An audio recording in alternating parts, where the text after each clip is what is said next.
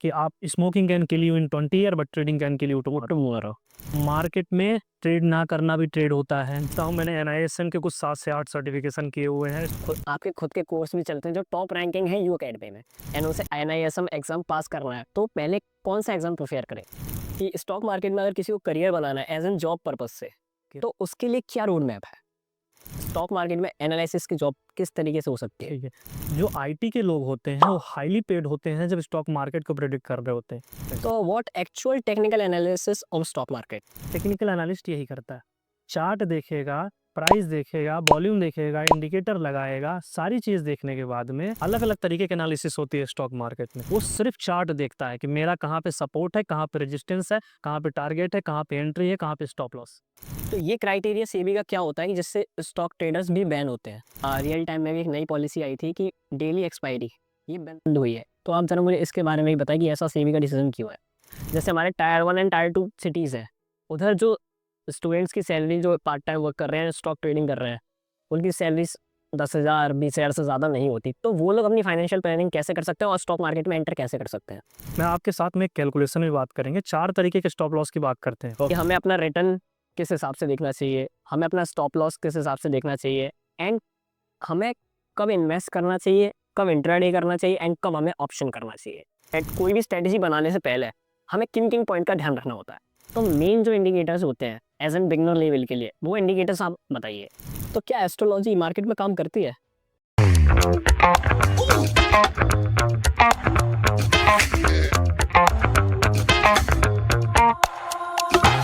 Welcome दर्शकों, step on stream एक another episode में आप सबका स्वागत है। ये एपिसोड जैसा कि मैंने आपसे प्रॉमिस किया था स्टॉक मार्केट के ऊपर मैं एपिसोड लाने वाला हूँ, वही एपिसोड है जिसमें हमारे साथ है इंद्र कमल तिवारी सर, जिनने स्टॉक मार्केट में काफ़ी अच्छी नॉलेज और काफ़ी लोगों को सिखाया कि कैसे आपको स्टेप ऑन स्ट्रीट करना है स्टॉक मार्केट में।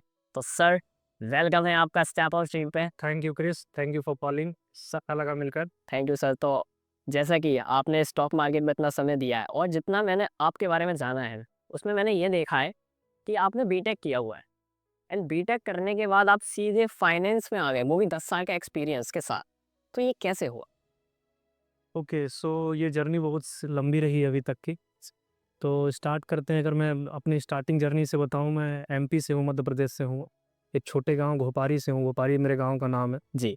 और अगर मैं अपने गांव के बारे में थोड़ा सा अगर बताऊं तो आप बीरबल को जानते होंगे। जी। तो उनका बर्थ मेरी तहसील में हुआ है। ओके। अभी अब मैं आगरा में शूट कर रहा हूं, तो उनकी कर्म भूमि जो है तो आगरा में है जनरली, और उनकी जन्मभूमि जो है तो मेरे तहसील में रही है। भोगरा उनके गाँव का नाम है। और एक माता जी बहुत फेमस है, तो मैं वहीं का हूँ। और इसके बाद मेरी स्कूलिंग जो है तो वहीं पे हुई है, अपने गांव में हुई है। मैं 4 स्कूल में स्टडी किया हूँ जनरली अगर बात करूँ तो। उसमें से गवर्नमेंट स्कूल में स्टडी किया हूँ। और उसके बाद मैंने जो है तो बीटेक स्टार्ट किया after 1 year of drop. BTech मैंने इलेक्ट्रॉनिक्स एंड कम्युनिकेशन में किया हुआ है। बहुत ही इंटरेस्ट था साइंस में। ओके। और अभी भी है, ऐसा नहीं है। But due to some financial condition, जैसे ही बीटेक का लास्ट ईयर आ गया, एक तरीके से लास्ट सेमेस्टर आया, तो मेरी हेल्थ ख़राब हुई। और फाइनेंशियल कंडीशन के कारण जो है तो मुझे दूसरी तरीके से, एक तरीके से बोलूँ, दूसरे फील्ड में जाना पड़ा जॉब के लिए। ओके।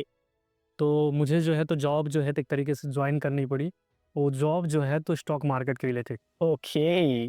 और मैं अगर आपको क्रिस बताऊं, तब तक मुझे स्टॉक मार्केट पता भी नहीं था क्या होता है। ओके। और ये जर्नी स्टार्ट हुई है 2014 2015 2015 के आसपास में बोलूँ। तो जब मुझे, अगर मैं आपसे थोड़ा सा अगर ब्रीफ करूँ स्टॉक मार्केट में आने की जर्नी, और इतनी ख़राब रही, वो 10 साल का एक्सपीरियंस हो गया है।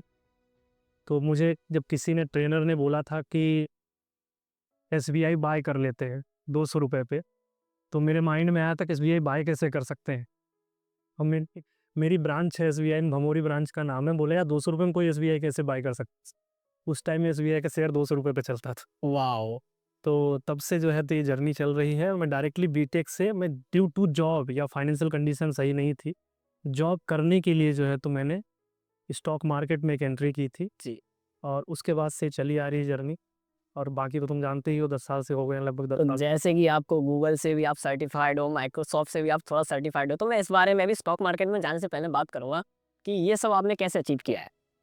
तो अब ये जर्नी स्टार्ट हुई सबसे पहले जब मैं बीटेक कर रहा था। ड्यूरिंग बीटेक मैंने जो है तो माइक्रोसॉफ्ट से, मैं स्पेशलिस्ट हूँ, स्पेशली माइक्रोसॉफ्ट ऑफिस स्पेशलिस्ट हूँ मैं। जी। MTO एंड MOS 2 सर्टिफिकेशन होते हैं माइक्रोसॉफ्ट ओके। हायर लेवल के, वो मैंने किए हुए हैं। गूगल से मैं search engine optimisation as well as digital marketing मैंने की हुई है। तो ये जो है तो टेक्नोलॉजी के रिलेटेड मेरा प्यार है, एक तरीके से बोल सकते हैं मेरा इंटरेस्ट है। तो वो मैं जो है तो सीखता रहता हूँ, करता रहता हूँ। तो गूगल से और माइक्रोसॉफ्ट से दोनों से मैं सर्टिफ़ाइड हूँ एक तरीके से बोल सकते हैं। कुछ सर्टिफ़िकेशन मेरे हैं टेक्नोलॉजी के रिलेटेड। ओके, तो जैसे कि आपने 10 साल स्टॉक मार्केट को दिया है और मेरा मानना ये है कि अगर स्टॉक मार्केट में आप इतना समय देते हो तो आप काफ़ी कुछ सीखते हो। आपने क्या सीखा इस 10 साल में? 10 साल में मार्केट में अगर बात करूँ तो सबसे पहले ये है कि मार्केट आपको रियल लाइफ़ के रिलेटेड भी बहुत सारी चीज़ें सिखाता है। ओके। तो आपको बहुत सारी चीज़ें पेशेंस बहुत सारा रखना पड़ेगा, बने रहना पड़ेगा इस मार्केट में।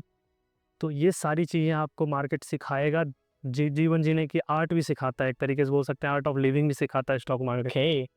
तो आप जितना अच्छा मार्केट में काम कर सकते हैं, उतनी अच्छी आप लाइफ़ भी जो है तो बना सकते हैं एक तरीके से। ओके। चलिए, तो मैं थोड़ा-सा ब्रीफ़ कर देता हूँ। मैंने NISM के कुछ 7 से 8 सर्टिफ़िकेशन किए हुए हैं स्टॉक मार्केट के रिलेटेड अगर बात करूँ तो मैं NISM से इन्वेस्टमेंट एडवाइज़र सर्टिफ़ाइड हूँ मैं। ओके। मैं NISM का रिसर्च एनालिस्ट का पेपर 2 बार मैंने क्लियर किया हुआ है। ओके। मैंने इक्विटी डेरिवेटिव रिसर्च एनालिस्ट के अलावा इक्विटी डेरिवेटिव का पेपर मैंने 3 बार क्लियर किया हुआ है। ग्रेट। और मैं कमोडिटी डेरिवेटिव जो क्लियर करके रखा हूँ NISM का। फिर इसके बाद मैं करेंसी डेरिवेटिव, NCFM का मैं technical analysis as well as मैं NCFM का जो है तो डीलर मॉड्यूल मैंने क्लियर करके रखा हुआ है। बहुत सारे certification currency derivative as well as mutual fund distributor में रहा हूँ। ओके। तो म्यूचुअल फंड भी मैं क्लियर किया हूँ पेपर NISM का as well as mutual fund distributor भी रहा हूँ मैं। जो मेरे दर्शक ये पॉडकास्ट देख रहे हैं, तो उनके लिए मैं एनआईएसएम से भी थोड़ा क्वेश्चंस लेने चाहूँगा कि एक्चुअल में एनआईएसएम क्या है और ये किन लोगों के लिए ज़रूरी है? ठीक। तो अगर मैं बात करूँ तो NISM जो है तो जनरली एक सेबी द्वारा रिकॉग्नाइज्ड इंस्टीट्यूट है। जी। सेबी जो है तो security exchange board of India, ये जो है तो एक रेगुलेटर है सिक्योरिटी मार्केट के रिलेटेड।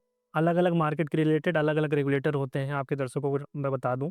जैसे अगर मान लीजिए जिनको सेबी नहीं पता, जानना चाहते हो, तो जैसे बैंक का रेगुलेटर RBI होता है, रिज़र्व बैंक ऑफ इंडिया होता है। तो वैसे ही सिक्योरिटी मार्केट का रेगुलेटर जो है तो सेबी होता है, security exchange board of India होता है। जी। तो अब security exchange board of India security market का रेगुलेटर है, उसी से रिकॉग्नाइज एक इंस्टीट्यूट है NISM। अब अगर आप स्टॉक मार्केट में जॉब करना चाहते हैं, स्टॉक मार्केट में आप एंट्री करना चाहते हैं, ये इंस्टीट्यूट आपको अलग-अलग सर्टिफिकेशंस प्रोवाइड करता है, डिपेंड करता है आपके इंटरेस्ट के हिसाब से। जी। अब आपको ये सर्टिफिकेशन क्लियर करना रहता है जो कि नेगेटिव मार्किंग का सर्टिफिकेशन है। हर एक सर्टिफिकेशन ऑलमोस्ट आपको नेगेटिव मार्किंग के रहते हैं और उसके बाद आपको ये पेपर क्लियर करने के बाद ऑलमोस्ट गारंटेड जॉब भी मिलती। जी। तो आप उसको जो है तो क्लियर कर सकते हैं, डिपेंड करता है अपने इंटरेस्ट के हिसाब से। ओके, तो जैसे कि आप कोई बिगिनर लेवल का स्टॉक ट्रेडर है एंड उसे एनआईएसएम एग्जाम पास करना है, तो पहले कौन सा एग्जाम प्रिपेयर करें? देखिए, अगर आप ट्रेडिंग करते हैं, उसके लिए ज़रूरी नहीं कि आप NISM क्लियर करें। ओके। NISM क्लियर करना ज़रूरी नहीं है, बट यस NISM आपको जो है तो नॉलेज देता है, सर्टिफिकेशन जो है तो आपको एक हेल्प करता है। जैसे मैं बात करूँ अगर आपको फ्यूचर एंड ऑप्शन में इंटरेस्ट है, जी। तो मैं सजेस्ट करूँगा अगर इक्विटी के फ्यूचर एंड ऑप्शन में इंटरेस्ट है, तो NISM सीरीज़ नंबर 8 एग्ज़ाम में सजेस्ट करूँगा, यानी इक्विटी डेरिवेटिव 8 नंबर एग्ज़ाम। इसको मैंने बताया 3 बार मैंने क्लियर किया हुआ है। एक बार मैंने भी। आपने किया हुआ हाँ। 3 बार मैंने हर 3 साल में एक्सपायर हो जाता है। कुछ लोग जो है तो CPE अटेंड कर लेते हैं, पर मैं हर बार देता हूँ क्योंकि मैं NISM सिखाता भी हूँ, सर्टिफिकेशन ए, क्लियर भी करवाता हूँ लोगों का। तो मैं ये जो सर्टिफिकेट है, तो सजेस्ट करूँगा जिनको फ्यूचर ऑप्शन में इंटरेस्ट है वो कर सकते हैं, स्पेशली इक्विटी के। जिनको कमोडिटी के फ्यूचर ऑप्शन में इंटरेस्ट है, वो जो है तो NISM का सीरीज़ नंबर 16 वो कमोडिटी डेरिवेटिव एग्ज़ाम होता है, वो NISM commodity derivatives XBI exam का नाम है, वो कर सकते हैं। जिनको करेंसी डेरिवेटिव में इंटरेस्ट है, तो वो NISM का currency derivative first exam clear कर सकते हैं। जिनको म्यूचुअल फंड में इंटरेस्ट है, तो वो जो है तो NISM का म्यूचुअल फंड डिस्ट्रीब्यूटर 5A का एग्ज़ाम होता है, वो कर सकते हैं, क्लियर कर सकते हैं। इसमें जा सकते हो। ओके, तो जैसे कि मैंने आपके बारे में देखा है और आपके बारे में जाना है कि आपके खुद के कोर्स भी चलते हैं जो टॉप रैंकिंग है यू अकेडमी में। तो ज़रा आपको उस एक्सपीरियंस के बारे में भी बताइए। तो ओके, तो ये जो है तो जर्नी ड्यूरिंग कोविड स्टार्ट हुई थी। ओके। तो जब ड्यूरिंग कोविड जो है तो जॉब लगभग ख़त्म हो गई। तो कंडीशन ये आया कि जो है तो सर्वाइव करने के लिए कुछ न कुछ ट्रेडिंग के अलावा भी आपके पास ऑप्शन होने चाहिए। जी। तो मैंने जो है तो स्टार्ट किया रिकॉर्ड करना, कंटेंट रिकॉर्ड करना। जैसे अब आप पॉडकास्ट रिकॉर्ड कर रहे हैं, आपके पास इतने अच्छे इंस्ट्रूमेंट अवेलेबल है, लाइटिंग है, आपके पास इतना अच्छा कैमरा है। जी। उस टाइम मेरे पास उतनी अच्छी फैसिलिटी नहीं थी, तो मैंने लैपटॉप मेरे पास था, उससे मैंने रिकॉर्ड करना स्टार्ट किया। जी, मुझे कुछ रिकॉर्डिंग का एक्सपीरियंस नहीं था। फैन चल रहे होते थे, मेरे उस कंटेंट में नॉइज़ भी आती थी, मुझे अच्छे से याद है। जी। तो यूडमी जो है तो वर्ल्ड का लार्जेस्ट प्लेटफ़ॉर्म है। आप उसको अभी भी सर्च कर सकते हैं। उसमें मेरा एनआईएसएम सीरीज़ 8 जो मैं बात कर रहा हूँ इक्विटी डेरिवेटिव, वो बेस्ट सेलिंग कोर्स रहा है जी। और बहुत मंथ तक रहा है। वो मंथ वाइज़ भी क्लियर होता है। तो आप उसको आप देख भी सकते हैं, मेरे पास उसके स्क्रीनशॉट भी पड़े हैं। वो हर दूसरे-तीसरे महीने अभी भी आता है। इक्विटी डेरिवेटिव का एनआईएसएम का एग्ज़ाम यूडमी प्लेटफ़ॉर्म पे अवेलेबल है। और मैं क्विज़ आपको बता दूँ, आप सर्च भी कर सकते हैं। मेरा नाम इंद्र कमल तिवारी, जो गूगल पे आप सर्च करेंगे, तो वो इक्विटी डेरिवेटिव का जो पेपर या एनआईएसएम का जो सर्टिफ़िकेशन है, उसमें मेरा नाम भी एक आता है। जी, टॉप रैंक करते हुए। मैं रैंक करते हुए मैंने जैसे कि आपकी प्रोफ़ाइल जब चेक की थी और मैंने जब सब कुछ देखा तो मैं भी शॉक हो गया था कि वाओ! व्हाट अ एक्सपीरियंस, मतलब ये आदमी क्या ही रहा होगा। सो सर्टिफ़िकेशन के बारे में बात हो ही रही है, तो मैं इस बारे में भी बात कर लेता हूँ कि स्टॉक मार्केट में अगर किसी को करियर बनाना है एज़ एन जॉब पर्पज़ से, तो उसके लिए क्या रोड मैप है? चलिए, ठीक है, मैं सबसे पहले आप लोगों के आपके दर्शकों को एक चीज़ बता दूँ मैं, कि स्टॉक मार्केट में करियर बनाने का ज़्यादातर जो लोग समझते हैं, वो ट्रेडिंग ही समझते हैं। जी। मतलब कि एज़ ए ट्रेडर मुझे जो है तो करियर बनाना है, जो कि एक बिल्कुल गलत धारणा है। बिल्कुल। मैं आप लोगों के दर्शकों को थोड़ा-सा मिथ एक बात तोड़ देना चाहता हूँ, बताना चाहता हूँ कि कितने ऑप्शन होते हैं, करियर ऑप्शन होते हैं स्टॉक मार्केट में। जी। स्टॉक मार्केट में, और उसके मैं सर्टिफ़िकेशन भी रिलेवेंट अभी बता देता हूँ अभी के लिए। अगर मैं बात करूँ स्टॉक मार्केट के रिलेटेड, आप जो है तो ब्रोकर बन सकते हैं स्टॉक मार्केट के। आप स्टॉक मार्केट में रिसर्चर बन सकते हैं।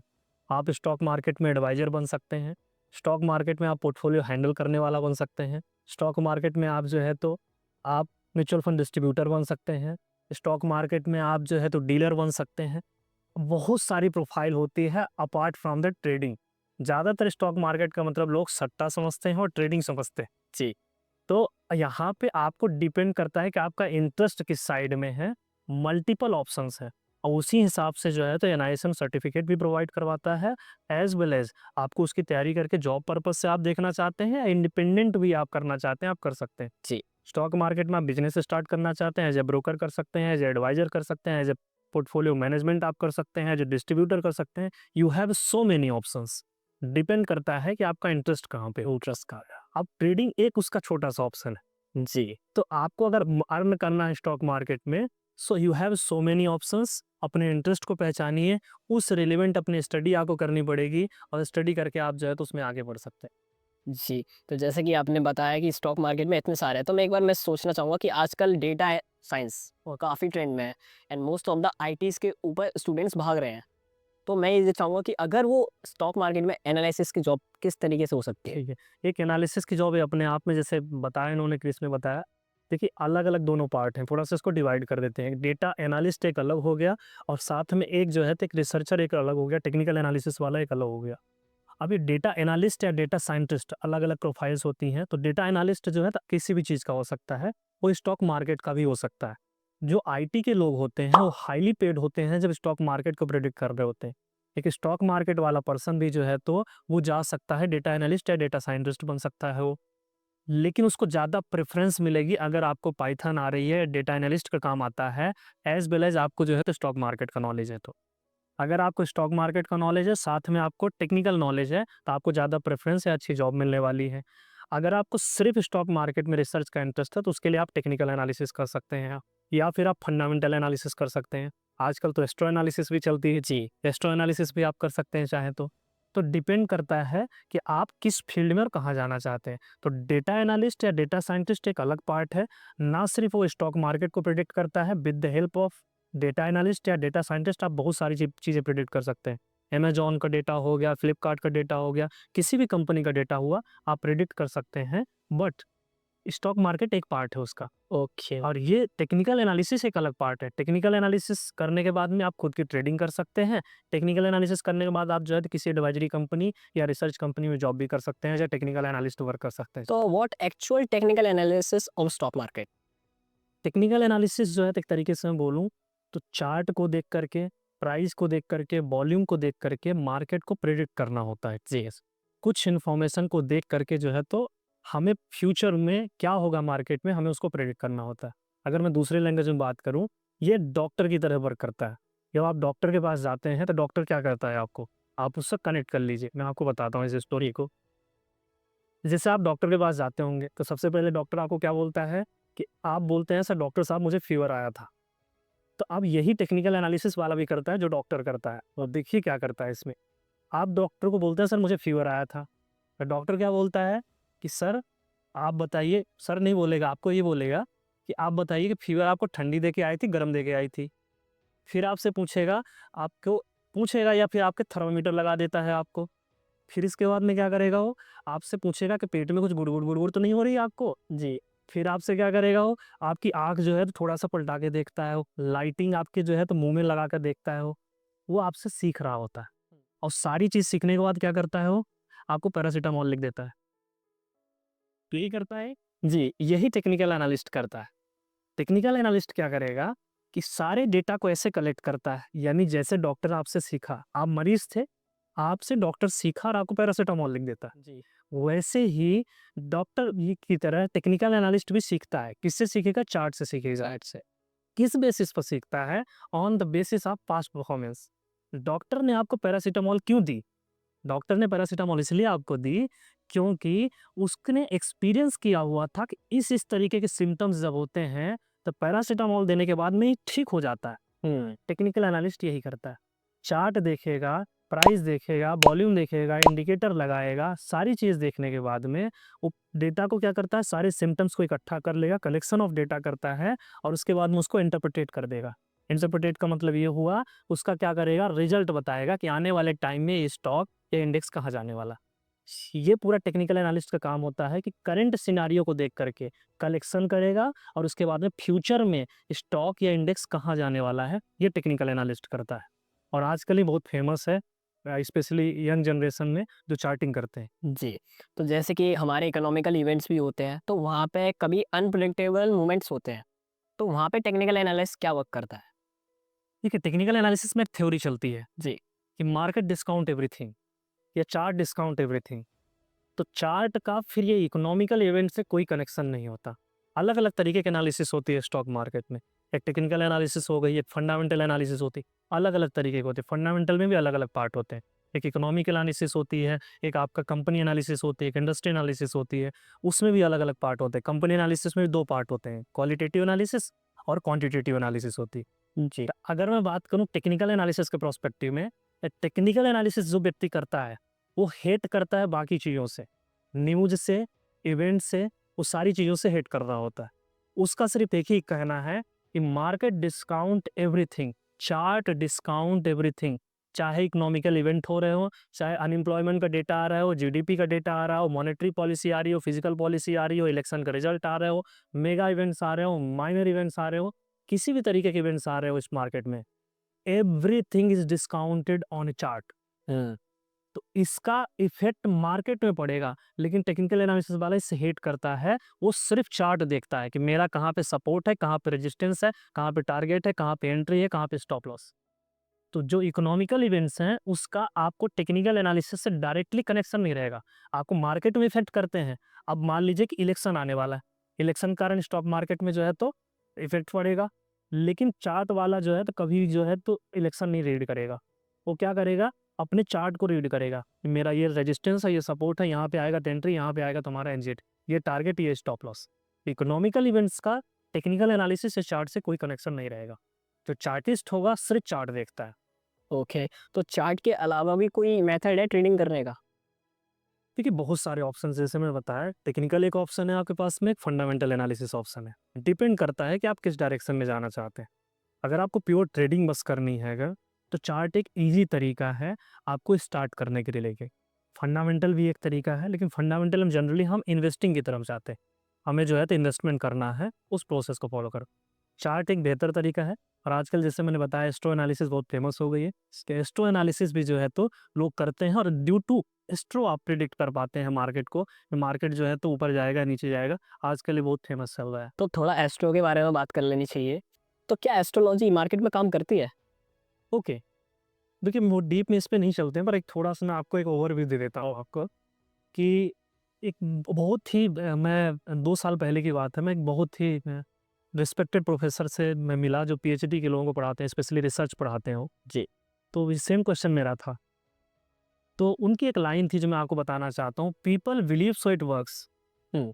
अगर ये मार्केट की मैं पूरे आपको सिनेरियो बताऊँ मार्केट चलता कैसे है। टेक्निकल एनालिसिस एक टूल है कि मार्केट को प्रेडिक्ट करने का। एस्ट्रोलॉजी एक टूल है मार्केट को प्रेडिक्ट करने का कि मार्केट कहाँ जाएगा, ऊपर जाएगा या नीचे जाएगा मार्केट।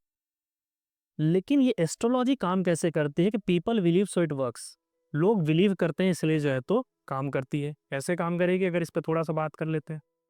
तो जैसे कि आपके मन में आता है कि मैं बोलता हूँ कि शनि की साया है, मंगल की काया है, कोई भी बात बोलते हैं अगर, इसके कारण ये एक्स स्टॉक जो है तो ऊपर जाने वाला है।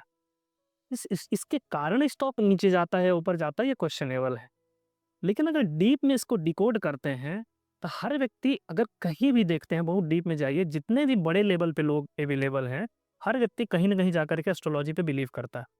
जो बड़े से बड़े इन्वेस्टर्स हैं वो एस्ट्रोलॉजी पे बिलीव करते हैं। अब मान लीजिए कि आप जो है तो एक बड़े इन्वेस्टर हैं, आप अपने आप को एज्यूम कीजिए, जी। आपके पास करोड़ों का फंड है। जी। नाउ आपने एक एस्ट्रोलॉजर रखा हुआ है, एस्ट्रोलॉजर मैं हूँ। जी। ठीक है, मैं आज बोलता हूँ आपको कि शनि की साया है या मंगल की काया है, जी। और मैं बोलता हूँ एक्स स्टॉक पे आज इफेक्ट पड़ेगा। ओके। और आपने क्या किया कि मेरे कहने पे जो है तो स्टॉक बाय कर लिया, एक्स स्टॉक को बाय कर लिया, और मैं मानता हूँ 1 करोड़ शेयर आपने बाय कर लिया। अब आप बताइए, आपके बाय करने पर स्टॉक ऊपर जाएगा या नहीं जाएगा? जाएगा ऊपर।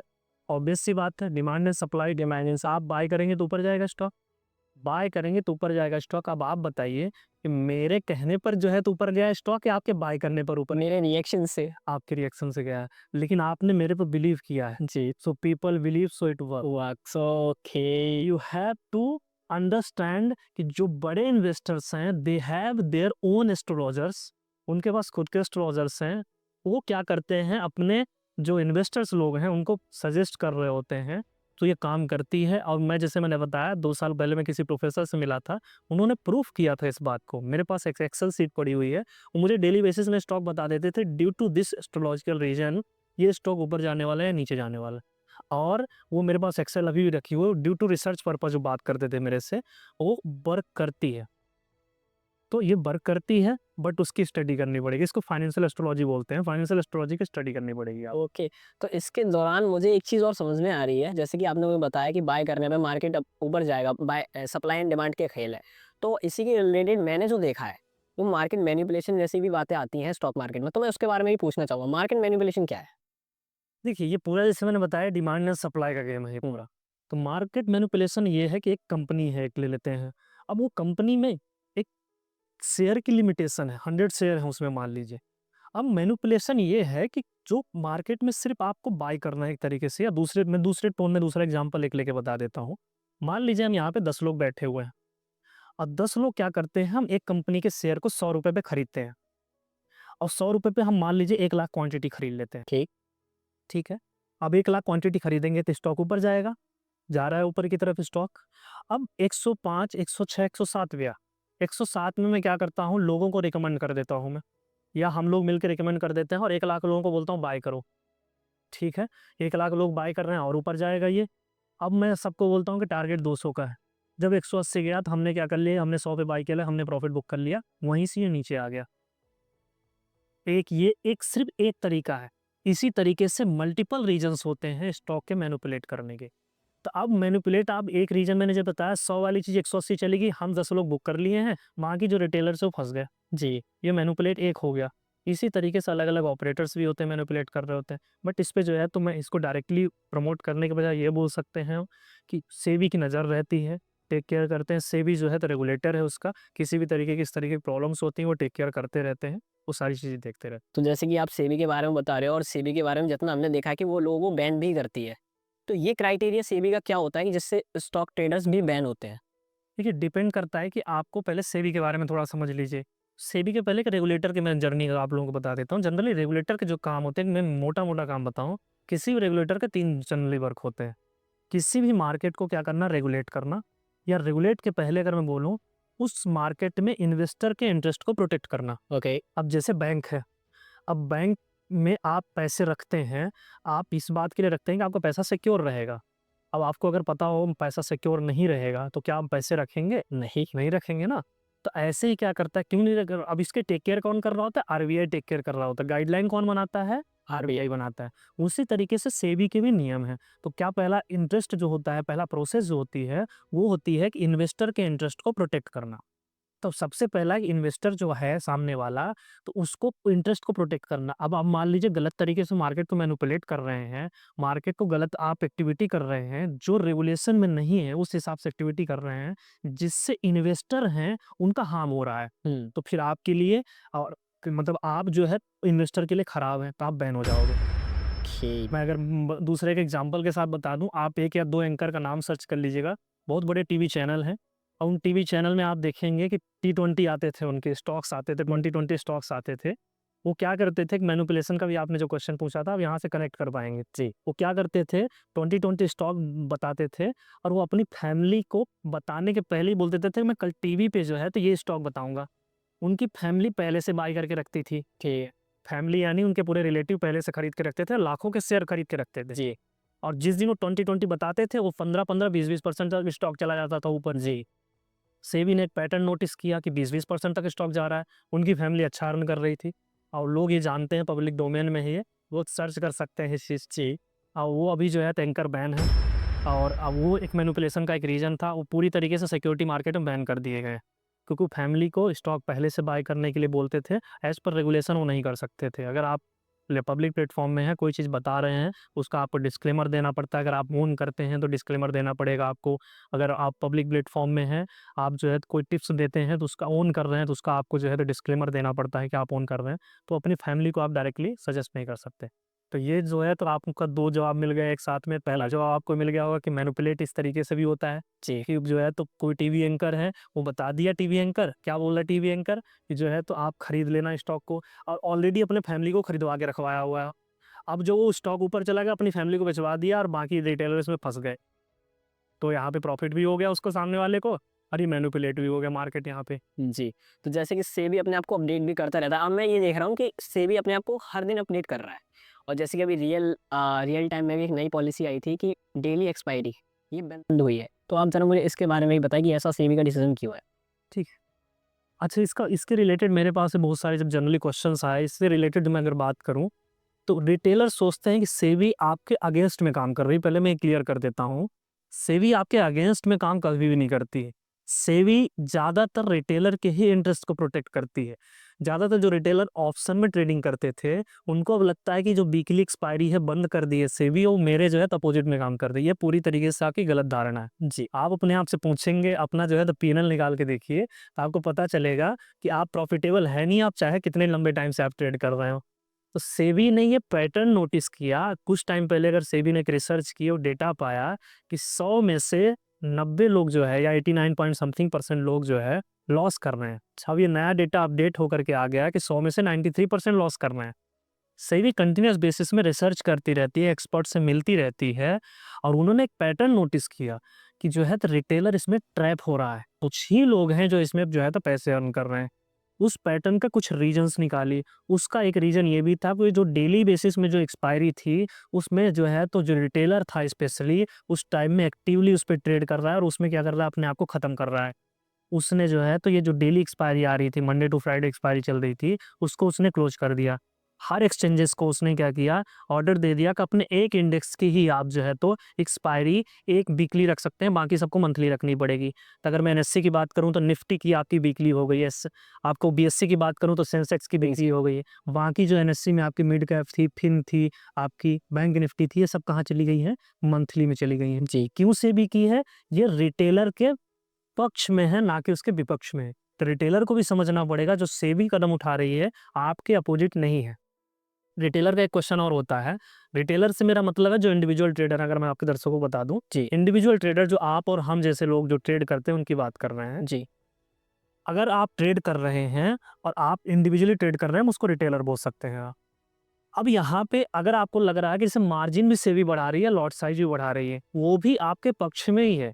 सेबी नहीं चाहती कि आप 10,000 रुपए लेकर के आएं और ऑप्शन में डायरेक्टली कूद करके ट्रेडिंग करने लगे, क्योंकि रिसर्च का डेटा यही कहता है कि 100 में से 93% लोग जो है तो लॉस करते हैं। लॉस का आप अपना ऐप ओपन करते होंगे, कोई ट्रेडिंग ऐप, तो उसमें लिख के आता है कि 10 में से 9 लोग लॉस करते हैं। अब तो 9.3 हो गया। ओके, तो आपको सेबी को जो है एक तरीके से ध्यान देना पड़ेगा कि आपके पक्ष में काम कर रही होती है वो। तो हमेशा जो है तो वो जो डिसीजन ले रही है कि मार्जिन बढ़ाने का चाहे डिसीजन हो, या फिर आपको वो लॉट साइज बढ़ाने का डिसीजन हो या फिर एक्सपायरी कम करने का डिसीजन हो, ये सारा का सारा आपके पक्ष में चल रहा है एज ए रिटेलर आप देखते हैं अगर तो। तो जैसा कि आप बता रहे हैं सेबी हमेशा एक रिटेलर के पक्ष में काम करती है, तो सेबी का एक्चुअल मोटिव क्या है कि हर किसी को प्रॉफिटेबल बनाना है? नहीं, सेबी का जो प्राइमरी ऑब्जेक्टिव, मैं 3 ऑब्जेक्टिव जो आपको बता रहा था कंप्लीट नहीं हुआ, तो मैं फिर से एक बार रिपीट कर देता हूँ। इन्वेस्टर के इंटरेस्ट को प्रोटेक्ट कर देना। दूसरा जो है तो इस मार्केट को रेगुलेट करना, यानी ये मार्केट चलेगा कैसे? एक्सचेंज के रिलेटेड उसके लॉ बनाना, ब्रोकर के रिलेटेड लॉ बनाना, एफआईआईज़, डीआईआईज़ के रिलेटेड, इंडिविजुअल जो इन्वेस्टर हैं या ट्रेडर हैं उनके रिलेटेड रूल बनाना, ये दूसरा काम हो गया यानी रेगुलेट करना। और तीसरा काम होता है उसको डेवलप करना, उस मार्केट को बढ़ना। हम जैसे आप जैसे मार्केट में जब ट्रेड करते हैं तभी तो ये मार्केट बढ़ेगा। जी। तो मार्केट को बढ़ाना भी सेबी का काम होता है। प्रॉफिटेबल बनाना किसी भी एजेंसी का काम नहीं होता। प्रॉफिटेबल इंडिविजुअल ट्रेडर या इन्वेस्टर ही बन रहा होता है। तो सेबी ये ज़रूर चाहती है कि ज़्यादातर लोग मार्केट में पार्टिसिपेट करें। इवन गवर्नमेंट भी चाहती है कि आप जो है तो अपना पैसा बैंक बस में ना रखें, आप सिक्योरिटी मार्केट में लगाएँ। लेकिन कभी भी कोई नहीं चाहता कि सट्टा लगाएँ आप। आप म्यूचुअल फंड के थ्रू जा सकते हैं, आप इन्वेस्टमेंट कर सकते हैं आप। मतलब ट्रेडिंग ज़रूरी नहीं है, और ट्रेडिंग वो भी आप अगर नए हैं तो डायरेक्टली ऑप्शन के थ्रू चालू करना ज़रूरी नहीं है। ऐसे जो है तो एक बड़े थॉट वालों की प्रोसेस होती है कि क्योंकि रिसर्च डेटा यही कहता है कि भाई आप प्रॉफिटेबल डायरेक्टली नहीं बनते। एक जर्नी है, उस जर्नी को फॉलो करना पड़ेगा आपको। ओके, तो जिस जर्नी के बारे में हम बता रहे हैं तो उसी से रिलेटेड ये भी बात है कि जैसा कि हम सब भी जानते हैं कि आज के टाइम पर स्टॉक मार्केट बूम पे है। 19-19 साल के 18-18 साल के बच्चे अपने आप को स्टॉक ट्रेडर कहते हैं। मतलब इसी पर्सपेक्टिव से बात करूँगा कि उनका क्या स्टेप होना चाहिए, किस किस स्टेप से उनको जाना चाहिए कि स्टॉक मार्केट में एंटर में अपने आप को बड़ा ट्रेडर कह सकें वो इन फ्यूचर? देखिए, स्टॉक मार्केट में ट्रेडर बनने की एक जर्नी है। तो सबसे पहले कभी भी जो है तो जब फुल टाइम ट्रेडर नहीं स्टार्ट करना चाहिए, ये मेरा मानना है। ज़्यादातर लोग इन्फ्लुएंसर जो होते हैं, फिन इन्फ्लुएंसर जो होते हैं, आपको ये बताएँगे कि आप जो है तो कर सकते हो, इन्फ्लुएंस करना उनका काम होता है। अब आप जैसे कि आप जानते हैं कि मैं जो है तो फुल टाइम जो है तो ट्रेनिंग में हूँ, कॉर्पोरेट ट्रेनिंग में हूँ मैं, एज़ वेल एज़ जो है तो इंडिविजुअल ट्रेनिंग में प्रोवाइड करता हूँ। तो मेरा ये मानना है कि full time as a trader आपको नहीं स्टार्ट करनी चाहिए जर्नी को। जी। तो स्टेप इन करने के लिए, जैसे आपके पॉडकास्ट का भी बड़ा अच्छा नाम है ना? तो स्टेप आप करना चाहते हैं स्टॉक मार्केट में, जब ट्रेडर करना चाहते हैं तो सबसे पहले अपने आप को स्टेबल कीजिए आप। स्टेबल आप स्टॉक मार्केट के थ्रू कर सकते हैं। आपको जो है तो सीखना पड़ेगा, लर्निंग करनी पड़ेगी। किसी भी फील्ड में आपको इसको एज़ ए बिज़नेस देखना पड़ेगा। ये जो है तो अगर फुल टाइम आपको इसमें आना है तो एज़ ए बिज़नेस देखना पड़ेगा। मैं आपके दर्शकों को एक जर्नी बता देता हूँ। सबसे पहले आप थोड़ा-सा फाइनेंशियली स्टेबल हों। जी। ऐसा नहीं कि अपने अपने पेरेंट्स से आप 1 लाख रुपए लेके आते हैं और आप उसको स्टॉक मार्केट में किसी फिन इन्फ्लुएंसर के कहने पर, या आपको लगता है वो प्रॉफ़िट करता है, आपका दोस्त प्रॉफ़िट करता है, उसके कारण आप स्टेप ऑन कर देते हैं तो गलत कर रहे हैं आप। जी। तो फिर आपको क्या करना पड़ेगा? सबसे पहले एक थोड़ा-सा फाइनेंशियली स्टेबल हो जाइए आप, जी। पहला स्टेप हो गया। फाइनेंशियली स्टेबल होने के बाद में आपको क्या करना पड़ेगा? आपको अपनी एक फाइनेंशियल प्लानिंग करनी पड़ेगी छोटी-सी। जी। आपको जो है तो या तो आपके पेरेंट्स करके रखे हों या आपको फाइनेंशियल प्लानिंग करनी पड़ेगी।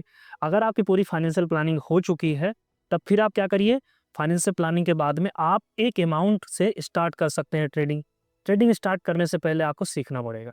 जी। मैं एक लाइन हमेशा बोलता हूँ, invest in yourself before investing in market. तो आपको क्या करना पड़ेगा? इन्वेस्ट करना पड़ेगा अपने ऊपर। अगर आप 18 साल के हैं, 19 साल के हैं, so you have to invest in yourself before investing in market. सबसे पहले अपने ऊपर आपको इन्वेस्टमेंट करना पड़ेगा। कैसे करेंगे अपने ऊपर आप इन्वेस्टमेंट? जी। सबसे पहले क्या कीजिए, इन्वेस्टमेंट का मेरा मतलब पैसे से नहीं होता। इन्वेस्टमेंट का मेरा मतलब होता है आपको टाइम से है, एनर्जी से है और पैसे से भी। पैसा एक छोटा-सा पार्ट है, अलग पार्ट है। यानी आप अपनी एनर्जी, अपने टाइम को स्टॉक मार्केट की लर्निंग में आप लगाते हैं, वो आपका इन्वेस्टमेंट है। तो सबसे पहला स्टेप होना चाहिए, आपको सीखना शुरू करना पड़ेगा। सीखने के लिए बहुत सारे चीज़ें हैं, बुक अवेलेबल हैं, आपको यूट्यूब चैनल्स हैं, वहाँ से शुरू कर सकते हो इस जर्नी को। एंट्री कीजिए सीखने से, स्टार्ट करने के बाद में जैसे आपको लगता है कि एक लेवल में आप सीख गए हैं, so keep practising, practice, practice and practice. You have to practise. फिर तीसरा स्टेप आप लीजिए, पहले आपने क्या किया? सीखा मार्केट को, 18-19 साल के आप हैं, ट्रेडिंग डायरेक्टली मत कीजिए, पेरेंट्स के पैसे बर्न मत कीजिए। सबसे पहले आप सीखिए, सीखने के बाद में दूसरा स्टेप क्या हुआ? आपको दूसरे स्टेप में आपको प्रैक्टिस, प्रैक्टिस और प्रैक्टिस करना है, जो आपने सीखा है। तीसरे स्टेप में you have to start with real amount के साथ स्टार्ट कीजिए। आप थोड़ा-थोड़ा 10,000 रुपए लीजिए, उसमें से थोड़ा-थोड़ा प्रॉफिट लॉस करना शुरू कीजिए। जी। तीसरा स्टेप के बाद में फोर्थ स्टेप जो होगा, रियलिस्टिक एक्सपेक्टेशन रखनी है आपको। 10,000 रुपये लगाने के बाद 1 लाख रुपये नहीं कमाना।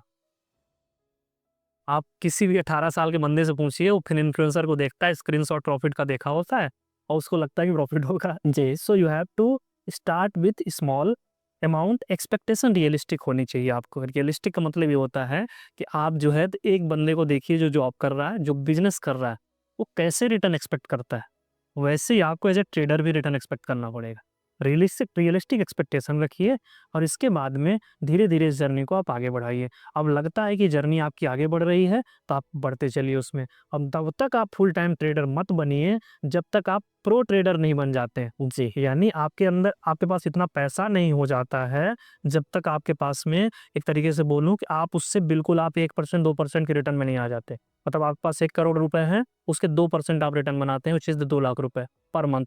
तो साल के 24 लाख रुपए हो गए और 1 करोड़ में 24 लाख रुपए बहुत बड़ा अमाउंट है, बहुत बड़ा। कहीं नहीं मिलते हैं आप। जी, तो आपको इस लेवल में बनना पड़ेगा कि आप जब रियलिस्टिक एक्सपेक्टेशन मतलब 1-2% का सोचना शुरू करें तो आपके अमाउंट में वो बननी चाहिए। ओके, तो जैसे कि आप फाइनेंशियली प्रोग्रामिंग के बारे में बता रहे थे, तो मैं एक बात ये भी लेना चाहूँगा, जैसे हमारे टायर 1 एंड टायर 2 सिटीज़ हैं, उधर जो स्टूडेंट्स की सैलरी जो पार्ट टाइम वर्क कर रहे हैं, स्टॉक ट्रेडिंग कर रहे हैं, उनकी सैलरीज़ 10,000 20,000 से ज़्यादा नहीं होती। तो वो लोग अपनी फाइनेंशियल प्लानिंग कैसे कर सकते हैं और स्टॉक मार्केट में एंटर कैसे कर सकते हैं? ओके, देखिए सबसे पहले आपको मैं अगर फाइनेंशियल प्लानिंग डीप में अगर बताऊँ वो प्रोसेस समझ लीजिए। देखिए फाइनेंशियल प्लानिंग के लिए तो बहुत ज़रूरी है कि अगर आप 10,000 20,000 अर्निंग कर रहे हैं, स्टिल आपको जो है तो हेल्थ इंश्योरेंस तो ज़रूर करके रखना चाहिए। जी, आपको 500 रुपए की तो एसआईपी कर ही सकते हैं, 100 रुपए की तो एसआईपी कर ही सकते हैं, आपको एसआईपी करनी चाहिए। आपको कुछ अच्छे स्टॉक्स जो है तो जो बड़ी कंपनियाँ हैं, उन कंपनी के स्टॉक्स भी आपको खरीद के रखने चाहिए। जी, ये जनरल प्रोसेस है, ये आपको थोड़ी-सी स्टडी करनी पड़ेगी। आप पार्ट टाइम ट्रेडिंग स्टार्ट कर सकते हैं, इसमें कोई प्रॉब्लम नहीं। ट्रेडिंग स्टार्ट करने से पहले फिर से वही बोल रहा हूँ, स्टेप आपको सेम फॉलो करने पड़ेंगे, लर्निंग स्टार्ट करनी पड़ेगी। अगर आपको 10,000 भी सैलरी है ना, स्टार्ट डूइंग एसआईपी, 500 रुपीज़ की एसआईपी चालू कर दीजिए आप। अब बोलेंगे कौन सी एसआईपी लेनी है, कोई सी भी एसआईपी स्टार्ट कीजिए आप। इसकी हैबिट डालिए एक बार, हैबिट आपको लगता है कि पड़ गई है, धीरे-धीरे आप खुद ही समझ जाएँगे आगे। तो फाइनेंशियल प्लानिंग का पहला स्टेप हेल्थ इंश्योरेंस, कुछ एसआईपी कर लीजिए आप, 500 से स्टार्ट कीजिए पर करिए। कुछ अच्छे स्टॉक्स खरीद लीजिए थोड़े बहुत आप, लॉन्ग टर्म के हिसाब से कीप बाइंग। और इसके बाद में आप एक अमाउंट लेकर के आइए और उसको क्या कर सकते हैं आप ट्रेडिंग में कर सकते हैं। कि जो ट्रेडिंग होती है या इन्वेस्टिंग होती है, बाइंग या सेलिंग नहीं होती। जी, इट्स ऑल अबाउट अवेयरनेस, कि आप जानते कितना है ये होता है ट्रेडिंग करना है या इन्वेस्टिंग करना। मैं आपके दर्शकों को जानकारी दे देता हूँ। ज़्यादातर लोग जो पॉडकास्ट कर रहे हैं आपको यही बताते हैं कि ट्रेडिंग से बहुत पैसे बनते हैं। इस पॉडकास्ट का ऑब्जेक्टिव हमारा ये भी है कि भाई पैसे बचा लेना भी पैसे कमाना ही होता है। पैसे बचा लेना भी पैसे कमाने ही होते हैं। ये बहुत अच्छी बात बोली है सर ने कि आपको पैसे बचाना भी पैसे कमाना होता है। ये बात है आपको स्टेप ऑन स्ट्रीट ही सिखाएगा, बिकॉज़ ऑफ आपको स्टेप ऑन स्ट्रीट बता रहा है कि कैसे आपको स्टेप ऑन स्ट्रीट करना है। तो चलिए आ जाते हैं दूसरे स्टेप पे। जी, तो पहले तो आप नोट कर लीजिए कि जिस पैसे को आप मार्केट में लेके आ रहे हैं, उस पैसे का आपका इमोशन कनेक्शन डायरेक्टली नहीं है। मैं मानता हूँ हर एक पैसे का इमोशनल कनेक्शन होता है। जी, ठीक है, अब उसको आप क्या कर लीजिए कि अब मान लीजिए कि 100 रुपीज़ ऐसे हैं जो सेविंग अमाउंट है। अब मैं सेविंग अमाउंट फिर से बोल रहा हूँ, रिस्क फ्री अमाउंट उसको बोल देता हूँ, जिस पे आप रिस्क लेने के लिए रेडी हैं। कि अगर वो 100 रुपीज़ का लॉस हो जाता है तो आपको कोई प्रॉब्लम नहीं। तो आपको फिर से बोल रहा हूँ कि आपको उसके पहले एक फाइनेंशियल प्लानिंग कर लेंगे तो आप इमोशनली एक सैटिस्फाइड है। फाइनेंशियल प्लानिंग में आप इसी 100 रुपीज़ को चाहे तो डिवाइड कर लीजिए आप। मैं आपके लिए डिवाइड कर देता हूँ। आप ₹10 का हेल्थ इंश्योरेंस कर लीजिए आप, ₹10 का आप एसआईपी कर लीजिए, ज़रूरत पड़ने पर आप गोल्ड ईटीएफ ले सकते हैं, ज़रूरत पड़ने पर आप जो है तो गोल्ड का सोवरेन गोल्ड ले सकते हैं, ज़रूरत पड़ने पर जो है तो अच्छे स्टॉक्स आप खरीद सकते हैं। हर एक पार्ट में थोड़ा-थोड़ा आप इन्वेस्टमेंट कर सकते हैं, डाइवर्सिफ़ाई कर सकते हैं अपने पोर्टफोलियो को। उसके बाद क्या कीजिए आप, 10 से ₹20 ₹100 में जो बचते हैं उसको आप ट्रेडिंग में ले आइए। जी, ट्रेडिंग में लाने के पहले ₹20 आपको ध्यान रखना पड़ेगा, उसके पहले वाले स्टेप फॉलो करने पड़ेंगे। You have to invest in yourself before investing in the market. आपको सीखना पड़ेगा पहले, सीख लीजिए, उस ₹20 को लेके आइए। अब ₹20 से आप प्रैक्टिस ही करेंगे और उस ₹20 से बनाइए, ₹30 बनाइए, ₹40 बनाइए और इतने कैपेबल हो जाइए कि 20 से 30, 50 या ₹100 बनाते हैं। और जिस दिन आपको लगता है कि आप 50-100 बनाते हैं, उस पैसे को निकालिए और फिर से आप उसका इन्वेस्टमेंट कर दीजिए। हर बार आप ₹20 से जब ₹50 बना लेते हैं, ₹30 को उठाइए, फिर से इन्वेस्टमेंट कर दीजिए आप। जी, आपको क्या करना है, सिर्फ़ और सिर्फ़ प्रॉफिट करके इन्वेस्टमेंट करना है कहीं ना कहीं। अल्टीमेट हर एक ट्रेडर का ऑब्जेक्टिव जो है एक ही होता है, इन्वेस्टर बनना होता है जी। हमेशा ध्यान रखिएगा, मैंने बताया हमारा काम इन्फ्लुएंस करना बस नहीं है। एक लाइन आप नोट कर लीजिए सब लोग, ये बहुत ही फेमस लाइन है विजय केडिया जी की है कि smoking can kill you in 20 year but trading can kill you tomorrow. Okay, बहुत बड़ी बात है ये तो। आप अगर स्मोकिंग करते हैं, हो सकता है आपको कैंसर हो या ना हो सकता है आप 20 साल में मरेंगे या नहीं भी मरेंगे, लेकिन ट्रेडिंग से आप कल भी मर सकते हैं आप। वाओ! तो आप हमेशा ध्यान रखिए, एक ट्रेडर का जो ऑब्जेक्टिव है, मैं पहले आप लोग आपके दर्शकों को यही बताना चाह रहा था कि ज़रूरी नहीं कि आप जो 18-19 साल के अगर आप हैं, तो ज़रूरी नहीं कि आप किसी से इन्फ्लुएंस होकर के आप ट्रेडिंग स्टार्ट कर दीजिए आइए, ठीक है? मैं हो सकता है कि ये सुनने के लिए ज़्यादातर लोग इंटरेस्टेड नहीं होंगे जी, बट सच्चाई यही है कि आप डायरेक्टली अगर इन्फ्लुएंस होकर के स्टार्ट करते हैं ट्रेडिंग, सो ये प्रॉब्लमेटिक सिचुएशन है। हाँ, आप अगर सेटल हो गए हैं, अगर आपको लगता है कि हाँ, आप इस अमाउंट का रिस्क ले सकते हैं, नाउ यू कैन डू। और मैं आपको पूरी तरीके से आपको मैं गारंटी कर रहा हूँ कि अगर आप इमोशनली आप जस्टिफाइड कर पा रहे हैं, आप फाइनेंशियली ठीक हैं, तो आपकी प्रोबेबिलिटी ज़्यादा है सक्सेस होने की as a trader as compare to ऐसे लोग जिनको नॉलेज भी है और साथ में वो फाइनेंशियली जो है तो एक तरीके से स्टेबल नहीं। जी। तो इस तरीके से आप जो है तो स्टार्ट कर सकते हैं। 20 रुपए लेके आइए जैसे मैंने बोला, और उससे आप क्या कर सकते हैं, अपनी जर्नी को स्टार्ट कर सकते हैं। But you have to learn first, otherwise जैसे मैंने बोला smoking can kill you 20 year but trading can kill you tomorrow. जी, जी, बहुत अच्छा। जैसे कि पर आपने फाइनेंशियल प्लानिंग के बारे में तो बताया, और मैंने जो क्वेश्चन पूछा था जिसमें कि जिसकी इनकम ही 10 या 20 हज़ार रुपए है, वो ट्रेडिंग कैसे स्टार्ट करे? तो आप वहाँ पे एक चीज़ लैक आउट कर रहे हैं, तो मैं अपने दर्शकों के लिए वो चीज़ आपसे पूछूँ और आपको ओपन अप करूँगा इसलिए। उस पेपर ट्रेडिंग के बारे में भी आप बताएँ कि कैसे-कैसे पेपर ट्रेडिंग होती है और क्या पेपर ट्रेडिंग एक्चुअल में होती है? ठीक, तो सबसे पहले जैसे अब आप आगे इसी जर्नी के चलते हैं, इसी जर्नी को आगे बढ़ा लेते हैं, आपके क्वेश्चन से कनेक्ट करती है जर्नी है। क्या है जर्नी आपकी, यहाँ से कैसे कनेक्ट कर रही है? सबसे पहले क्या कीजिए आप, अब मैं मान के चल रहा हूँ कि आप इस स्टेप तक आ चुके हैं। जी, क्या कर लिया आपने? आपने सारे पॉइंट्स एलिमिनेट कर लिए जो मैंने अभी तक बोले, यानी अब आप आ चुके हैं 20 रुपए का हिस्सा लेकर के जो रिस्क फ्री अमाउंट है ट्रेड करने की। ओके। नाउ आप 20 रुपए के अमाउंट जब लाए हुए हैं, उस टाइम तक आप लर्निंग कर रहे हैं, ये मैं मान के चल रहा हूँ। जब आपने लर्निंग की हुई है, तो लर्निंग करने के एक स्टेप्स हैं। स्टेप्स मैं बता देता हूँ, फिर आपके क्वेश्चन में आ जाता हूँ मैं। ओके। तो जनरली स्टेप आपको क्या फॉलो करने हैं, जब आप किसी भी फील्ड में जाते हैं, तो आपको उसकी टर्मिनोलॉजी सीखनी पड़ेगी। राम को राम बोलना पड़ेगा, श्याम को श्याम बोलना पड़ेगा, सीता को सीता, गीता को गीता बोलना पड़ेगा आपको। जब स्टॉक मार्केट में जाते हैं, तो स्टॉक मार्केट में उसकी टर्मिनोलॉजी सीखनी पड़ेगी आपको। जब मैं आप मान लीजिए स्टॉक मार्केट नहीं जानते हैं, आप तो अच्छे खासा एक्सपीरियंस है आप है। सर अभी तो स्टार्ट ही किया। नहीं, आपको अच्छा एक्सपीरियंस है, मैंने बात करके देख लिया इसके पहले। जी। मान लीजिए कि आपको नहीं पता है, अब मैं बोलता हूँ पुलिस, जी। अब पुलिस का मतलब नहीं पता आपको, जी। हो सकता है आगे चल के पुलिस हरामी बोल दूँ आपको, तो पुलिस हरामी एक कैंडल है। तो ये टर्मिनोलॉजी है, तो आपको सबसे पहले टर्मिनोलॉजी सीखनी पड़ेगी। जी, बिल्कुल।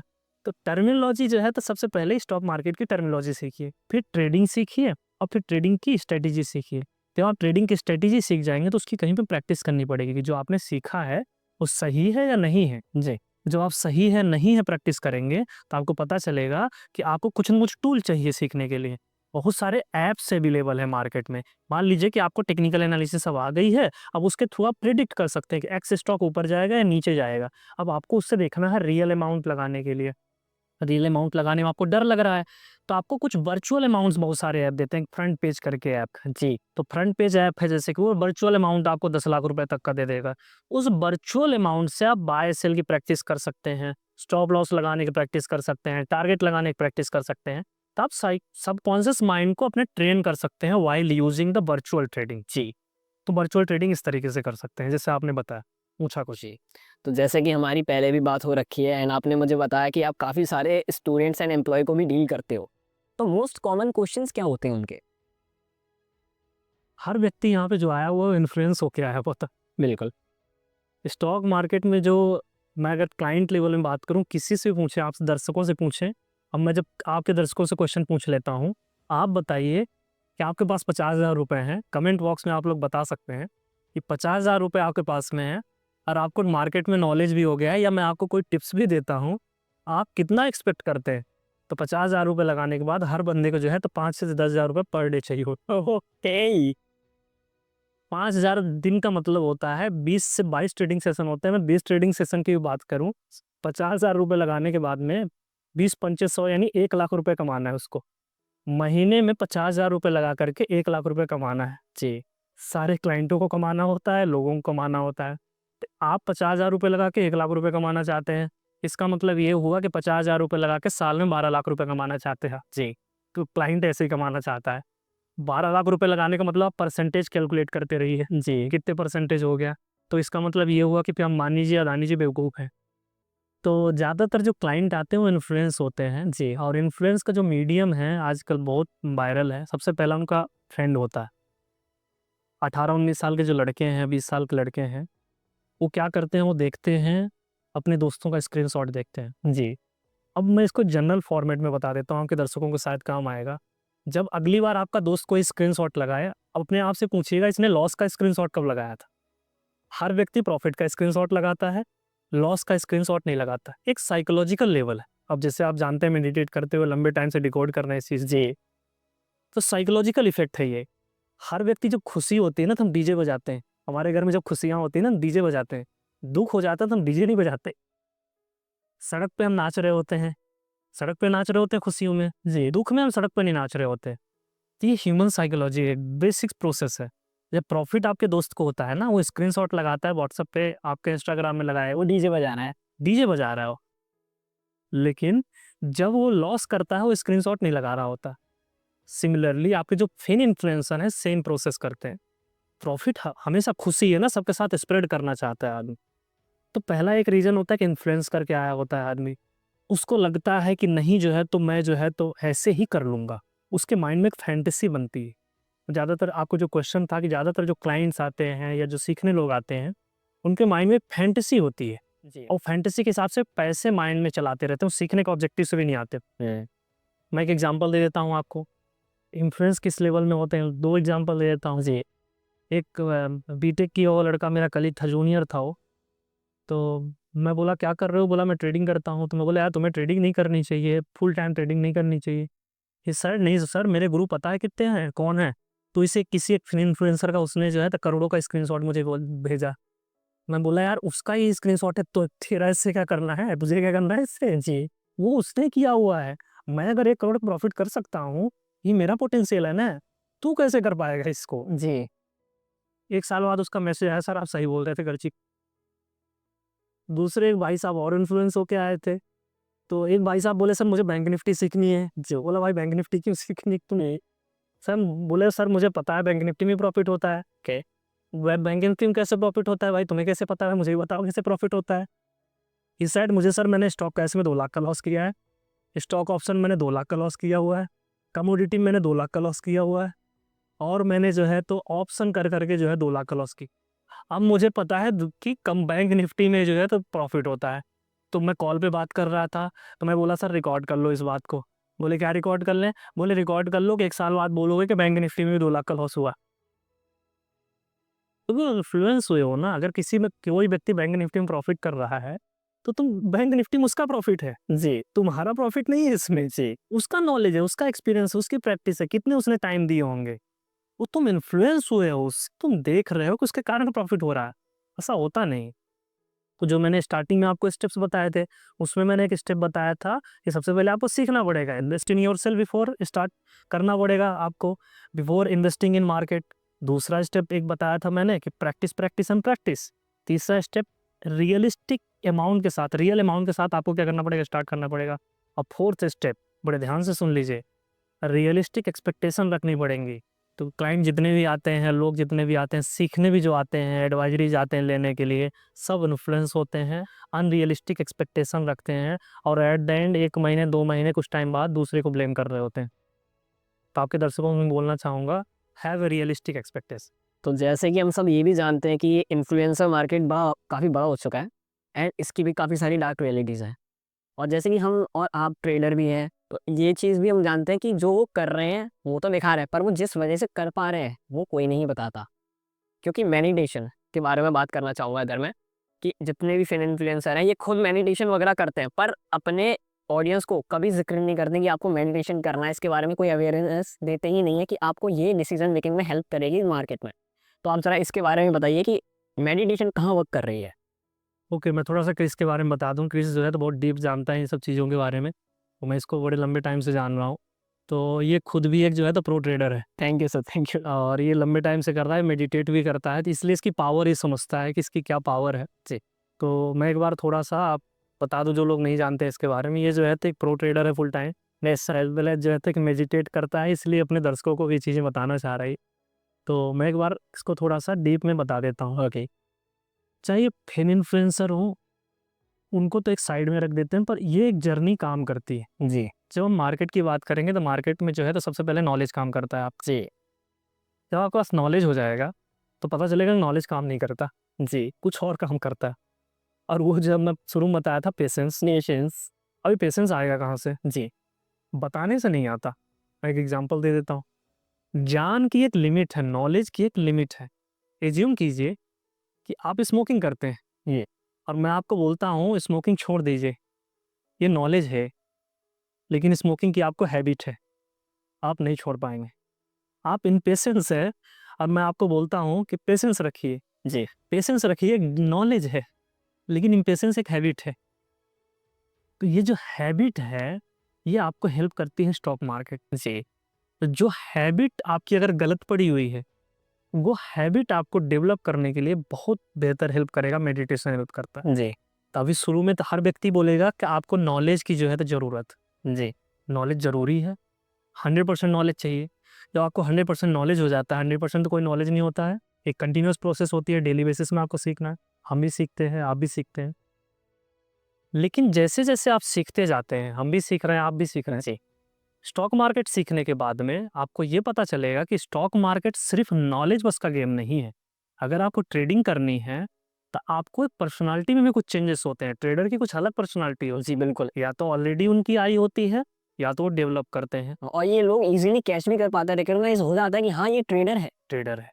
तो अब आपको ये ध्यान रखेंगे इस प्रोसेस को कि जब आप ट्रेडिंग करने जाएँगे, अगर रियल में कुछ प्रॉफ़िट करना है, तो एक मार्केट का पेन है। वो पेन ये है कि ट्रेडर, अगर मैं बोलूँ इंट्राडे स्पेशली ट्रेडर की बात करूँ, तो इंट्राडे ट्रेडर जो है, उसको सबसे ज़्यादा जो प्रॉब्लम आती है, वो एक स्ट्रेस, एक डिसएडवांटेज है इंट्राडे ट्रेडिंग का। जी। और ये स्ट्रेस बैलेंस करता है मेडिटेशन। जी। जब आप इंट्राडे ट्रेडिंग करते हैं, इंट्राडे ट्रेडिंग में सबसे जो ड्रॉबैक है सबसे ज़्यादा, वो स्ट्रेस है। स्ट्रेस आपको बैलेंस करने के लिए मेडिटेशन करना पड़ेगा और आपको क्या इनपुट दे रहे हैं और क्या आपको आउटपुट मिल रहा है, इसको बैलेंस करना पड़ेगा। लेट्स सपोज कि आप 1000 रुपये डेली बेसिस में कमा रहे हैं, उसके बदले आपको बीपी, शुगर और कोलेस्ट्रॉल की प्रॉब्लम आ रही है, तो आप कौन सा वाला लेना पसंद करेंगे? बैलेंस में लेना पसंद करना चाहिए। तो मेडिटेशन एक पार्ट बनाना चाहिए ट्रेडर को। कोई भी आप मेडिटेशन टेक्निक आप फॉलो कर सकते हैं। कोई भी ट्रेडर हो, आप स्टार्ट कर रहे हैं, बहुत हेल्प करता है ट्रेडिंग जर्नी में मेडिटेशन आपको। जी। तो इसी के साथ जैसे कि सर मैं आपके बारे में काफ़ी जानता भी हूँ एंड आप intraday trading, future trading, option trading के अलावा स्विंग ट्रेडिंग पे ज़्यादा वर्क करते हो। एक्चुअल में स्विंग ट्रेडिंग है क्या? ठीक है, मैं थोड़ा कंपेयर कर देता हूँ। इंट्राडे आपके दर्शकों के लिए बता देता हूँ। इंट्राडे का मतलब ये होता है कि आप सेम डे में बाय करके सेल करना या सेल करके बाय करना। ओके। ये इंट्राडे कहलाता है। इसका मैंने ड्रॉबैक जैसे बताया कि स्ट्रेस लेवल में होता है, स्ट्रेस आपका हाई इसमें होता है। दूसरा एक ड्रॉबैक ड्रॉबैक होता है ओवर ट्रेडिंग। ओवर ट्रेडिंग लोग क्या करते हैं, दिन भर बाय सेल कर रहे होते हैं। 1000 रुपये का प्रॉफिट करेंगे एक बार और फिर दिन में जाएँगे तो 5000 का लॉस करके जाते हैं एंड ऑफ द डे। ये डे ब्रेक देयर ये ज़्यादातर लोगों के साथ में होती है। तो इंट्राडे ट्रेडिंग के बहुत सारे ड्रॉबैक। स्विंग ट्रेडिंग में ऐसा होता है कि थोड़ा-सा आपका पेशेंस लेवल भी आप जो है तो थोड़ा-सा कम भी चाहिए, चलेगा। स्विंग ट्रेडिंग में होता है कि आप अपनी पोजीशन लेते हैं, यानी बाय करते हैं किसी भी स्टॉक को या सेल करते हैं, डिपेंड करता है कि किस सेगमेंट में आप करते हैं। और उसके बाद में आप 3 दिन, 5 दिन, 7 दिन के लिए पोजीशन रखते हैं आप। यानी जैसे फॉर एग्ज़ाम्पल एक स्टॉक को मैं बाय करता हूँ और 3 दिन के लिए, 5 दिन के लिए, 7 दिन के लिए मैं बाय करके रख रहा हूँ। उसमें मेरा जो है तो टारगेट भी बड़ा रहेगा, स्टॉप लॉस भी थोड़ा बड़ा हो सकता है। किसी एक स्टॉक को मैंने बाय किया, हो सकता है मेरा 3 से 5% का स्टॉप लॉस हो, सिमिलरली टारगेट भी 10 से 15% का हो सकता है। उसमें ये है कि आप पैनिक जल्दी-जल्दी नहीं हो रहे हैं, हाँ, आपका स्ट्रेस लेवल उस लेवल में नहीं बढ़ रहा है, आपको इनफ सोचने का टाइम मिल रहा है। और मैं ये आप थोड़ा-सा नोटिस करेंगे, स्विंग ट्रेडर ज़्यादा अर्न करेगा as compare to intraday trader. ऐसा क्यों? ऐसा उसका रीज़न ये है, जैसे मैंने बताया कि ओवर ट्रेडिंग इंट्राडे ट्रेडर कर जाता है, पेशेंस रखना बहुत मुश्किल होता है। स्विंग वाले में थोड़ा-सा पेशेंस और इसके बाद में आपको जो दूसरा वाला पार्ट है which is the knowledge level भी आप थोड़ा सा प्रिडिक्ट करना, थोड़ा स्विंग ज़्यादा ईजी हो जाता है as compare to intraday. Intraday भी प्रिडिक्ट करना आसान है, बट थोड़ा सा जो स्पेशली जो दूसरा पार्ट होता है ओवर ट्रेडिंग वाला, वो प्रॉब्लमेटिक। सर जैसे कि आपने स्विंग ट्रेडिंग के बारे में मुझे बताया, एंड देन स्विंग ट्रेडिंग के मैं मेथड के बारे में भी आपसे पूछना चाहूँगा कि व्हाट एक्चुअल इसमें हमें क्या बाय करना है, क्या सेल करना है, इस बारे में आप ज़रूर बताएं। ठीक, तो सबसे पहले ये है कि स्विंग ट्रेडिंग के लिए आपको क्या है कि चार्ट देखने आना चाहिए, ओके। यानी टेक्निकल एनालिसिस आपको आना चाहिए। आपके दर्शकों को मैं बता दूं, टेक्निकल एनालिसिस आप यूट्यूब से भी सीख सकते हैं, बहुत सारे वीडियोस अवेलेबल हैं, वहाँ से शुरू कर सकते हैं। जो जनरली स्विंग ट्रेडिंग करते हैं तो उसके लिए जो है तो आप यूज़ कर सकते हैं, डेली चार्ट यूज़ कर सकते हैं, वीकली चार्ट यूज़ कर सकते हैं फॉर स्विंग ट्रेडिंग। ओके। आप डेली चार्ट या वीकली चार्ट, या मैं दूसरे शब्दों में बोलूँ तो बड़े टाइम फ्रेम में जो है तो आपको चार्ट को प्रिडिक्ट करना थोड़ा सा आसान होता है। तो while using price action, while using support resistance and candlesticks, आप क्या कर सकते हैं, स्विंग ट्रेडिंग कर सकते हैं। तो आपको क्या करना चाहिए, ज़्यादातर आप सिर्फ सपोर्ट रेजिस्टेंस और कैंडलस्टिक्स का भी यूज जानते हैं, बहुत बेसिक चीज़ है ये। कैंडलस्टिक्स, सपोर्ट रेजिस्टेंस का यूज कीजिए और इसके बाद क्या कर सकते हैं आप, बड़े टाइम फ्रेम का यूज़ कीजिए, आप स्विंग ट्रेडिंग अच्छी कर सकते हैं उसमें। ओके, तो यहाँ तक तो पॉडकास्ट काफ़ी मिरेकलस हो चुका है। यहाँ तक मैं रिकैप करता हूँ लोगों को, क्योंकि यहाँ पे जो पॉडकास्ट देखने आ चुका है वो काफ़ी कुछ सीख चुका है। तो एक बार मैं उसको रिकैप करता हूँ कि यहाँ तक आपने सीख लिया कि किस आदमी को किस तरीके से ट्रेड करना है, what actual trading method and कौन से प्लेटफॉर्म्स होते हैं, सेबी किस तरीके से वर्क करती है, लोग मैनिपुलेशन कैसे करते हैं, आपकी साइकोलॉजी कैसे वर्क करती है, इमोशंस क्या होते हैं, मेडिटेशन, इन सब के बारे में हम बात कर चुके हैं। बट अब बात करेंगे कि आपके पास वो पैसा आ चुका है जिससे आप ट्रेड कर सकते हैं, एंड अब ट्रेडिंग मैथोलॉजी के बारे में बात करेंगे।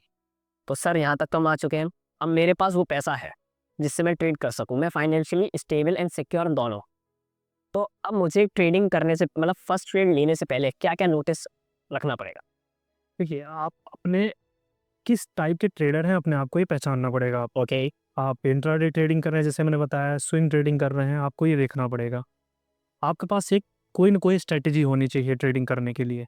उस स्ट्रैटेजी पे आप, जैसे हमने ऑलरेडी डिस्कस कर लिया, आप पेपर ट्रेड करके आपने देखा हुआ, या फिर आप छोटे-छोटे अमाउंट से आपने रियलिस्टिक जो है तो आपने प्रॉफ़िट चालू किया हुआ है। अगर आपने रियलिस्टिक थोड़ा बड़ा प्रॉफ़िट कर लिया है, तो अब आप क्या कर सकते हैं, स्टेपिंग कर सकते हैं। टेक्निकल एनालिसिस एक मीडियम है जिसके थ्रू आप जो है तो प्रॉफ़िटेबल जो है तो हो सकते हैं, प्रोबेबिलिटी है उसकी। तो आप स्टेपिंग करने की प्रोसेस एक बार थोड़ा-सा बता देता हूँ। प्राइमरी ऑब्जेक्टिव आपका होना चाहिए, आप जैसे आपने जैसे उसी एग्जांपल को कैरी फॉरवर्ड हम लोग कर लेते हैं कि 20 रुपीज़ जो है तो आपके पास अब है और 20 रुपीज़ से आप ट्रेडिंग करना स्टार्ट कर रहे हैं। तो प्राइमरी जो ऑब्जेक्टिव आपका होना चाहिए, तो अपने पैसे को प्रोटेक्ट करना आपका ऑब्जेक्टिव होना चाहिए। You have to protect your money. और आप प्रोटेक्ट कैसे करेंगे, ट्रेड कर रहे हो फिर भी आपका 20 रुपये बचा हुआ है, आपको सैल्यूट है। जी। क्योंकि आपने पैसे को बचाए हुए हैं और आपके साथ में एक्सपीरियंस गेन करते जा रहे हैं। आपका जो दूसरा ऑब्जेक्टिव, अब उसके पहले वाला ऑब्जेक्टिव मैं अगर बोलूँ, पैसे आपके जाने नहीं चाहिए, यानी आपको प्रिंसिपल को प्रोटेक्ट करना है। 20 रुपए जो लेके आए हैं, उसके आप अपने प्रिंसिपल को प्रोटेक्ट कीजिए। कैसे प्रोटेक्ट करेंगे? ऑलरेडी आपके पास स्ट्रैटेजी होगी तो प्रोटेक्ट करेंगे आप, और वहाँ से आप स्टार्ट कर सकते हैं जर्नी को। फिर धीरे-धीरे क्या कीजिए, दूसरे स्टेप में आइए। अब मैं मान के चल रहा हूँ कि आपने प्रिंसिपल को प्रोटेक्ट किया। फिर दूसरे स्टेप में आइए, कुछ थोड़ा-थोड़ा रिटर्न बनाना शुरू कीजिए। हैव अ रियलिस्टिक एक्सपेक्टेशन, मैं एज्यूम करके चल रहा हूँ, आपको याद होगा। हैव अ रियलिस्टिक एक्सपेक्टेशन, आपको रियलिस्टिक एक्सपेक्टेशन रखनी पड़ेगी। अब आपके पास रियलिस्टिक एक्सपेक्टेशन है, उस सिचुएशन में आपको क्या करना है कि धीरे-धीरे पैसे को ग्रो करना है, कंपाउंडिंग नहीं करनी है। ज़्यादातर लोग यहाँ पे कंपाउंडिंग करने आते हैं, जी। 21 दिन में पैसा डबल, ये नहीं करना है आपको। तो करना क्या है कि सबसे पहले आप अपने प्रिंसिपल को बचाइए। ट्रेडिंग करने आ गए आप, प्रिंसिपल को बचा लीजिए। फिर क्या करिए, आप दूसरे स्टेप में आ जाइए। दूसरे स्टेप में थोड़ा-थोड़ा ग्रो कीजिए। मैं थोड़ा बोल रहा हूँ, अगर मैं बोल रहा हूँ साल के 10% बनाते हैं तो आपको फिर से सैल्यूट है। पहले आपने प्रिंसिपल को बचा लिया, सैल्यूट है। दूसरा आपने 10% साल का बनाया, फिर सैल्यूट है। और 10% साल का बना लिया, तो इसका मतलब ये होगा कि साल का एक्सपीरियंस भी तो हो गया आपके पास में। फिर तीसरा स्टेप आपको आएगा कि आप पहले, मैं मान के चल रहा हूँ कि आपने जो 10% में बोल रहा हूँ, 10% ज़्यादा मैंने बोला, एफडी को रिटर्न बीट कीजिए, फिर इसके बाद में म्यूचुअल फंड के रिटर्न को बीट कर लीजिए, 12-15% को आप बीट कीजिए। नाउ थर्ड स्टेप में आइए, कंपाउंडिंग की तरफ जाइए। खैर, प्राइमरी ऑब्जेक्टिव प्रिंसिपल को प्रोटेक्ट करेंगे, आप ट्रेडिंग में आए हैं तो। प्रिंसिपल को प्रोटेक्ट आप नहीं कर रहे हैं तो मार्केट आपको सैल्यूट नहीं करेगा, मार्केट आपको सैल्यूट करना चाहिए। दूसरा कि आपने प्रिंसिपल को प्रोटेक्ट कर लिया, इसका मतलब आपके पास एक्सपीरियंस गेन होता गया, तो क्या करेंगे आप, दूसरा स्टेप क्या है, विच इज़ एफडी के रिटर्न को बीट करना या म्यूचुअल फंड के रिटर्न को बीट करना। तीसरा स्टेप होगा, आप कंपाउंडिंग की तरफ जाएँगे। जी। तो जैसे कि मैंने जब अपनी लाइफ में फर्स्ट ट्रेड किया था, तो मुझे स्टॉप लॉस के बारे में भी बिल्कुल नहीं मालूम था। एंड मेरे साथ क्या सिनेरियो था उसके बारे में भी बताऊँगा प्लीज़। मैंने फर्स्ट ट्रेड किया, मैं उसमें लॉस देख रहा हूँ 10,000 वो क्या कहते हैं, 1,000 रुपये का, 1,200 रुपये का, 1,300 रुपये का। एंड उस वक़्त मैं थिंकिंग कर रहा हूँ कि ये भी ऊपर आएगा, ये भी ऊपर आएगा। एंड में क्या होता है, उसे मुझे 1,500 पे काटना होता है। और इसी की तरह जब मैं सेकंड ट्रेड करता हूँ, जैसे ही मुझे उसमें 10 रुपये आते हैं, मैं स्क्वायर ऑफ कर देता हूँ। तो इस माइंडसेट को हम कैसे बीट कर सकते हैं एक नए बिगिनर की तरह? देखिए, जब आप ट्रेडिंग करना शुरू करेंगे तो आपको ये पता चलेगा कि इसमें बहुत सारे सिर्फ नॉलेज, जैसे मैंने बताया, सिर्फ नॉलेज एक पार्ट नहीं है। तो पहला स्टेप इसी, अगर मैं प्रीवियस पॉइंट को बोलूँ कि प्रिंसिपल को जो प्रोटेक्ट करना है, उसके लिए आपका जो पॉइंट है बहुत वैलिड है, which is the stop loss. जी। प्रिंसिपल को प्रोटेक्ट करने के लिए आपको रियलिस्टिक एक्सपेक्टेशन रखनी पड़ेगी, एज वेल एज आपको क्या करना पड़ेगा, स्टॉप लॉस लगाना पड़ेगा। जी।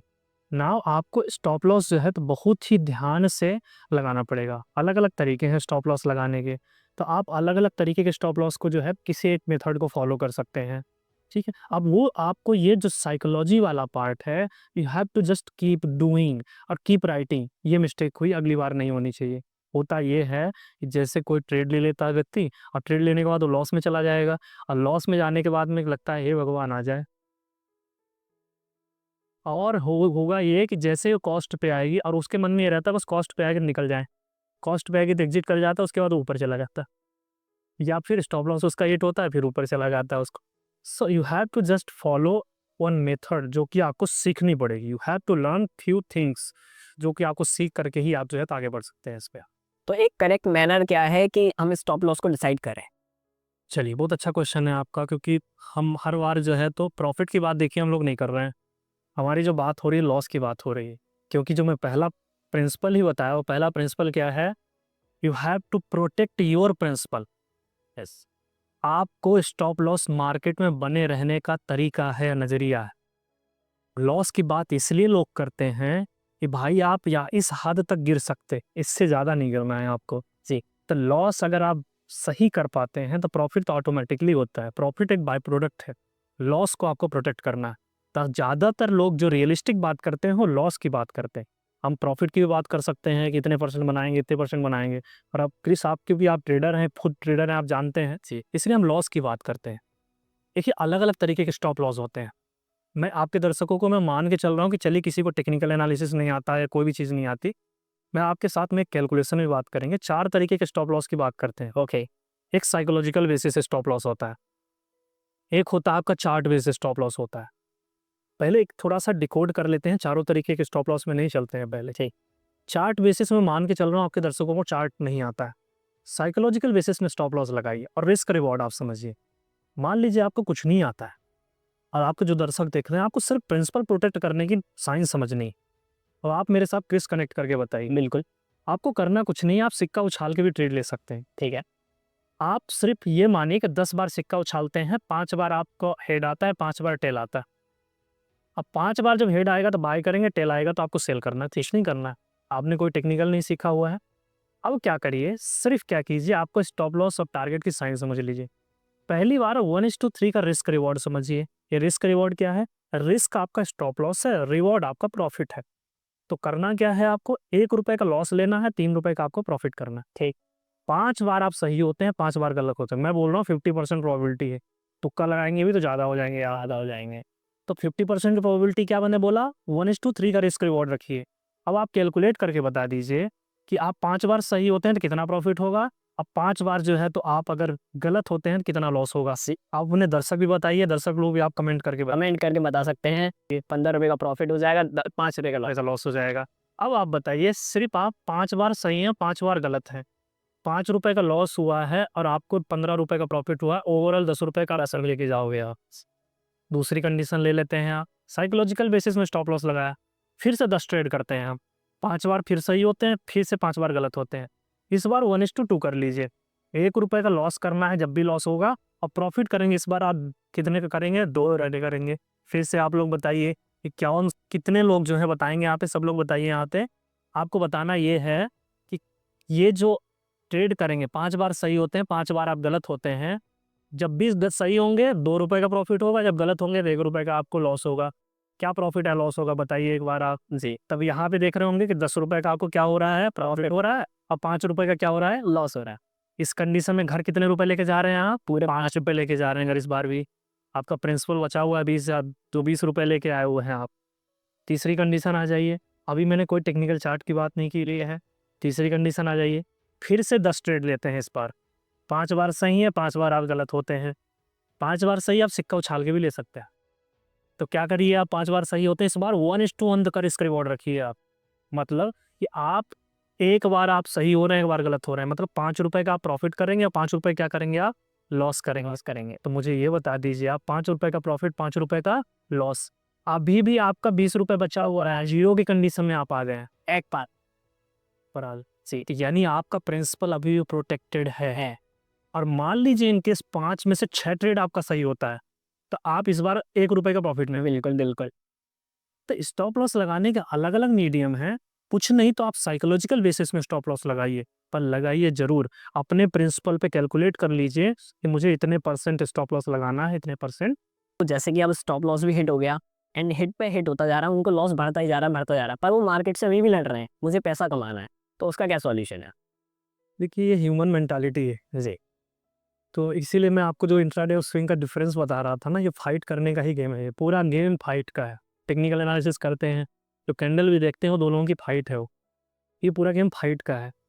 तो अगर मैं इसी को बात करूँ, अगर आपके पास कोई स्ट्रैटेजी नहीं है, ये फियर एंड ग्रीड का गेम है। आपको दिन भर मार्केट अपॉर्चुनिटी देगा, दिन भर आप बाय सेल आप करते रहेंगे। आपके पास कोई ना कोई स्ट्रैटेजी होनी चाहिए, जिसका आपको क्या करना है, यूज़ करना है। आप, अगर मैं सही समझ पा रहा हूँ, तो आप ओवर ट्रेडिंग की बात कर रहे हैं। जी बिल्कुल। तो लोग क्या करते हैं कि बने रहते हैं। अगर आप ह्यूमन मेंटालिटी में देखें, तो जीतने वाला और जीतना चाहता है, और हारने वाला बस अपना रिकवर करना चाह। और इवन मैं दूसरे और डीप में बात करूँ, जो लंबे टाइम से ट्रेड कर रहे हैं, तो उनको सिर्फ रिकवरी करना है जो लॉस किए हुए हैं, और जो प्रॉफिट किया हुआ है वो हमेशा जो है तो प्रॉफिट किया हुआ, मतलब कि और प्रॉफिट करें। इसको इसीलिए जो है तो स्पेकुलेशन या सट्टा बाजार बोलते हैं। ये जुए की तरह ही है। हाँ। हर एक जीता हुआ व्यक्ति और जीतना चाहता है, हारा हुआ व्यक्ति अपनी इज्जत बचाना चाहता है या अपना प्रिंसिपल बचाना चाहता है, जो कि पूरी तरीके से ट्रेडिंग में एक गलत प्रोसेस। ट्रेडिंग में हर दिन एक नया दिन है। जी। हर एक साइंस एक नई साइंस है, आपको सीखनी पड़ेगी और प्रैक्टिस करनी पड़ेगी। यस। नाउ अब आ जाते हैं ओवर ट्रेडिंग में।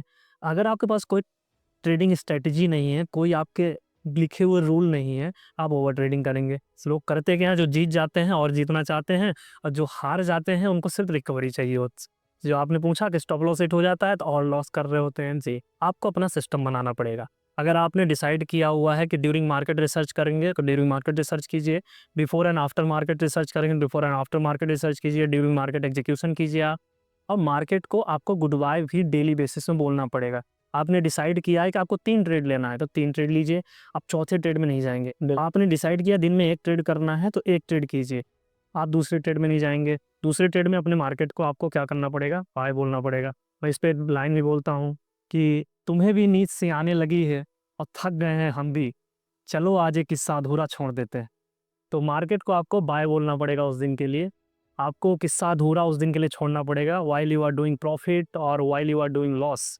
आपको प्रॉफिट हुआ है या लॉस हुआ है, अगर आपके ट्रेडिंग स्टाइल में या ट्रेडिंग स्ट्रेटजी में, उस प्रोसेस में, अगर वहाँ पे वो दिन खत्म होता है, तो आपको क्लोज करना पड़ेगा। अगर आपने प्रोसेस बनाया हुआ है कि मुझे 1 ट्रेड के बाद में मार्केट बंद करना है, तो आपको मार्केट बंद करना पड़ेगा, चाहे प्रॉफिट हुआ है या लॉस हुआ है। मार्केट को बोलना पड़ेगा कि तुम्हें भी नींद सी आने लगी है और थक गए हैं हम भी, चलो आज एक किस्सा अधूरा छोड़ देते हैं। वाह वाह! जैसे कि आपने शायरी छेड़ ही दी है, तो एक सिनेरियो में भी जाऊँगा, थोड़ा आशिकबाज़ी भी हो जाए। तो जैसे कि आजकल के आशिक हैं और एक पुराने आशिक हुआ करते थे कि ठुकरा के मेरा प्यार मेरा इंतकाम देखेगी, तो वो इंतकाम दिखाने के लिए जिम जा रहे थे। बट आजकल वो स्टॉक मार्केट में आ रहे हैं इंतकाम दिखाने के लिए, तो इन लोगों के बारे में आप क्या बोलेंगे? देखिए, ये भी एक रिवेंज है। स्टॉक मार्केट जब आप डिसाइड करेंगे इसमें आते हैं, तो स्टॉक मार्केट में आप साइकोलॉजी लेवल में बहुत डील करते हैं। जी। तो वो एक रिवेंज ही था, आज भी रिवेंज है। तो पहले था कि ठुकरा के मेरा प्यार मेरा इंतकाम देखेगी, तब हो गया दूसरा कुछ कि तुमसे सीख के गए हैं मोहब्बत, अब जिससे भी करेंगे बेमिसाल करिए। तो जब वो दिखाना वहाँ भी चाहता है, वो जो दिलजला शायर है, दिलजला जो आशिक है आपका, वो दिखाना वहाँ भी चाहता है कि तुमसे सीख के गए हैं मोहब्बत, जिससे भी करेंगे बेमिसाल करेंगे, बेहिसाब करेंगे, ये भी रहता है। तो वो सिर्फ शो करना चाह रहा है, वो एक तरीके से अपने आप को एक बड़ा बनाना चाह रहा है। चाहे वो हेल्थ अपनी बड़ी करना चाहता है, और स्टॉक मार्केट में ट्रेडिंग में वेल्थ बड़ी करना चाह रहा है वो। लेकिन कहीं न कहीं वो अपने आप को बड़ा रिप्रेज़ेंट करना चाह रहा है। हो सकता है कि जो उसका टूटा है जो भी टूटा है, वो पूरा हिसाब जो है तो वेल्थ या हेल्थ सही करना चाह रहा है अपनी। तो जैसे कि हमने काफ़ी सारे टॉपिक्स के ऊपर बात कर ली है, तो इसी के साथ मैं एक अमाउंट लेवल में भी बात करना चाहूँगा कि जैसे कि हमें अपना रिटर्न किस हिसाब से देखना चाहिए, हमें अपना स्टॉप लॉस किस हिसाब से देखना चाहिए, एंड हमें कब इन्वेस्ट करना चाहिए, कब इंट्राडे करना चाहिए, एंड कब हमें ऑप्शन करना चाहिए। ठीक है, बहुत बढ़िया अच्छा क्वेश्चन। इन्वेस्टमेंट तो आप जो है तो किसी भी टाइम फ्रेम से आप स्टार्ट कर सकते हैं। और एक बहुत अच्छा क्वेश्चन आता है, बहुत बेहतरीन आपने क्वेश्चन पूछा, आपके दर्शकों के बहुत काम आने वाला है ये, कि इन्वेस्टमेंट आप कब से स्टार्ट करें? From your first salary. Okay. अगर आप पहली जॉब जैसे आपने स्टार्ट किया, स्टार्ट डूइंग इन्वेस्टिंग, आप चाहे एसआईपी कीजिए या अच्छे शेयर खरीद के रखिए, पर आपको ये करना, यानी आप एसआईपी कीजिए या फिर जो है तो अच्छे शेयर खरीद के रखिए। पहले इन्वेस्टमेंट आपको पहले ट्रेड से ही, पहले सैलरी से ही आपको क्या करना पड़ेगा, इन्वेस्टमेंट स्टार्ट करना पड़ेगा। अब आ जाते हैं कि रियलिस्टिक एक्सपेक्टेशन या फिर टारगेट या स्टॉप लॉस जो है तो कैसे डिसाइड करें। तो मैंने स्टॉप लॉस के लिए तो बता ही दिया आपको कि कैसे परसेंटेज में डिवाइड कर सकते हैं। रियलिस्टिक एक्सपेक्टेशन आपको इसको एज ए बिजनेस देखना पड़ेगा, आपको इस पूरे ट्रेड को भी एज ए बिजनेस देखना पड़ेगा। शुरू में आप हाई एक्सपेक्ट थोड़ा सा करते हैं, बट एट द एंड आपको रियलिस्टिक एक्सपेक्टेशन रखनी पड़ेगी। रियलिस्टिक एक्सपेक्टेशन क्या है कि जिन कंपनियों में आप ट्रेड करते हैं या इन्वेस्टमेंट करते हैं, उन कंपनियों को अगर 15-20% मिल जाता है साल का, तो खुश होती हैं कंपनियां जी। तो रियलिस्टिक एक्सपेक्टेशन तो यही होती है कि 20% 25% आप पाते हैं तो बहुत बढ़िया बात है। अब आप ये सोचेंगे कि मुझे 20% लाने के लिए मेरे पास, मान लो कि आप बोल रहे हैं साल भर में 1 लाख रुपए पे 20% का मतलब होता है 20,000 रुपये। मैं 20,000 रुपये मेरी कैसे चलेगी, लाइफ चलेगी? आप फुल टाइम ट्रेडर बनना चाहते हैं? नहीं, वो आप पहली बार अगर मार्केट में आ रहे हैं तो आपको सिर्फ इतना अगर बना पाते हैं, इस साल भर में 1 लाख पे 1,20,000 बना रहे हैं जी, तो जैसे मैं बोलता हूँ सैल्यूट है आपको। 1 लाख पे 1,20,000 बनाने का मतलब आप समझ रहे हैं क्या किया आपने? आपने अपने नॉलेज पे पहली बात प्रिंसिपल को प्रोटेक्ट किया है। दूसरी बात, आपने एफडी के रिटर्न को बीट कर दिया है। तीसरी बात, आपने जो है तो म्यूचुअल फंड की रिटर्न को बीट कर दिया है। अब 20,000 रुपये आपके अकाउंट में क्रेडिट हैं जो कि आप शायद ही कहीं पाएँगे इसी। तो पहली बार ये है रियलिस्टिक एक्सपेक्टेशन। अब आप अगर फुल टाइम ट्रेडर हैं तो आपको ये रियलिस्टिक नहीं लगेगा, लगेगा 20,000 से क्या होगा, 1 लाख रुपए लगाने से क्या होगा? थोड़ी-सी आप एक्सपेक्टेशन हाई रख सकते हैं। पर एट द एंड गोल जो है, एट द एंड गोल हर एक ट्रेडर का इन्वेस्टर बनना होता है और यही रियलिस्टिक एक्सपेक्टेशन लाना होता है। या मैं बोलूँ, हर एक ट्रेडर का जो ऑब्जेक्टिव होता है प्रो ट्रेडर बनना या इन्वेस्टर बनना होता है। जैसे मैंने पहले भी आपको बताया कि आप full time trading as a retailer करते हैं तो फिर वही वाली बात बनती है कि आप smoking can kill you in 20 year but trading can kill you tomorrow. आप ट्रेडिंग करते हैं तो हो सकता है कि आपकी डेथ कल भी हो जाए। डेथ मतलब फाइनेंशियल डेथ है, यहाँ पे वेल्थ की डेथ है। वहाँ पे स्मोकिंग से तो हेल्थ की डेथ हो रही है, यहाँ पे आपकी वेल्थ से डेथ हो रही है। तो ये जो इस आप कर रहे हैं, तो आपको देखना पड़ेगा कितनी रियलिस्टिक एक्सपेक्टेशन है। तो करना क्या है आपको, सिंपल सी प्रोसेस है। आपको अपनी थॉट प्रोसेस, अपनी साइकोलॉजी को उस लेवल में ले जाना है कि मैं कैसे बड़े अमाउंट को प्रो ट्रेडर कैसे बन सकता हूँ, इन्वेस्टर कैसे बन सकता हूँ। जो प्रो ट्रेडर होते हैं जनरली ऐसे ही एक्सपेक्ट करते हैं कि 1 करोड़ रुपए में से मुझे 1.5-2% अगर महीने का मिलता है, 2% भी मान के चलता हूँ तो साल के 24% होते हैं। और 24% का मतलब हुआ 1 करोड़ पे 24 लाख रुपए होते हैं। 24 लाख रुपए कहीं नहीं मिलते। एफडी भी करेंगे तो नहीं मिलेंगे और ना ही म्यूचुअल फंड से उसको मिलने वाले हैं। 24 लाख रुपए बहुत बड़ा अमाउंट है। मान लेता हूँ कहीं पे वो इंटरेस्ट लग रहा है, कुछ इंटरेस्ट भी निकाल लेंगे, 6% 7% इंटरेस्ट भी निकालते हैं, तब भी 17-18% उनके बैंक अकाउंट में जाएगा। 17-18 लाख रुपए कहीं भी जाते ही नहीं। तो एज ए ट्रेडर आपको बनना बड़ा ही है। अब बड़ा बनने का सिंपल सा साइंस है आपको कि थोड़े थोड़े से स्टार्ट कर रहे हैं तो रियलिस्टिक एक्सपेक्टेशन रखिए आप। और रियलिस्टिक एक्सपेक्टेशन के साथ में अभी मैं ये आपको कोई परसेंटेज नहीं दे रहा हूँ कि इतना रखिए। आप अपने ट्रेडिंग स्टाइल के हिसाब से चलिए, जब आप सीखेंगे तो आपको पता चल जाएगा। अपने ट्रेडिंग स्टाइल के हिसाब से रखिए, बट आप 1 से 2% का स्टॉप लॉस जरूर अपने इन्वेस्टमेंट का रखिए। लॉस वाला जरूर बताऊंगा, प्रॉफिट डिपेंड करता है कि आपने कौन सी स्ट्रेटेजी अपनाई हुई है। ऐसी आई होप क्लियर हो गया होगा आपके तरफ। बिल्कुल, बिल्कुल। तो जैसे कि आपने स्ट्रैटेजी के बारे में भी बात किया, तो स्ट्रैटेजी से पहले मैं एक टॉपिक और लेना चाहूँगा कि मार्केट अपॉर्च्युनिटीज़ भी देता है बिल्कुल, एंड कैसे रिकॉग्नाइज़ किया कि ये अपॉर्च्युनिटी है। ये भी एक ट्रेडिंग स्टाइल पे आपको पता चलेगा आप किस टाइप के ट्रेडर हैं। मार्केट हमेशा आपको अपॉर्चुनिटी देता है। मार्केट एक नेचर के लॉ को फॉलो करता है। पहले एक थोड़ा सा प्रोसेस को समझ लीजिए। नेचर क्या है, समर भी आएगा विंटर भी आएगा, मार्केट भी अप जाता है डाउन जाता है, मार्केट में भी समर आता है विंटर भी आता है, मार्केट में भी सुख होता है दुख भी होता है। तो मार्केट अपॉर्चुनिटी भी देगा आपको, थ्रेट भी देता है मार्केट आपको। तो आपको हर चीज, रिस्क भी है तो रिवॉर्ड भी है आपके साथ में। कभी भी सिंगल मार्केट परोस के आपको एक चीज़ नहीं देगी। जो आपको मार्केट अपॉर्चुनिटी दे रही है तो थ्रेट भी साथ में दे रहा है। तो आपको दोनों बैलेंस करके चलना पड़ेगा। मान लीजिए कि स्ट्रैटेजी आप बहुत नॉलेजेबल हो गए हैं कि स्ट्रैटेजी आपको आती है। अब फिर से मैं बोल रहा हूँ 1 लाख रुपए आपके पास में है, फिर भी मत लगाइए, डिवाइड कर लीजिए, डाइवर्सिफ़ाई कर लीजिए। वो स्ट्रैटेजी जो है तो आपको हो सकता है अपॉर्चुनिटी दी हुई है और रिस्क भी उसके साथ में वो कनेक्टेड है। हमेशा मार्केट नेचर के लॉ को फ़ॉलो करता है।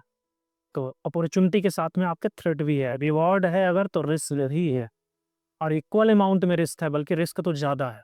खैर, तो यहाँ तक तो ये पॉडकास्ट बिल्कुल बिगनर के लिए तो एंड हो चुका है, बट अब मैं प्रो के लिए भी बात करना चाहूँगा।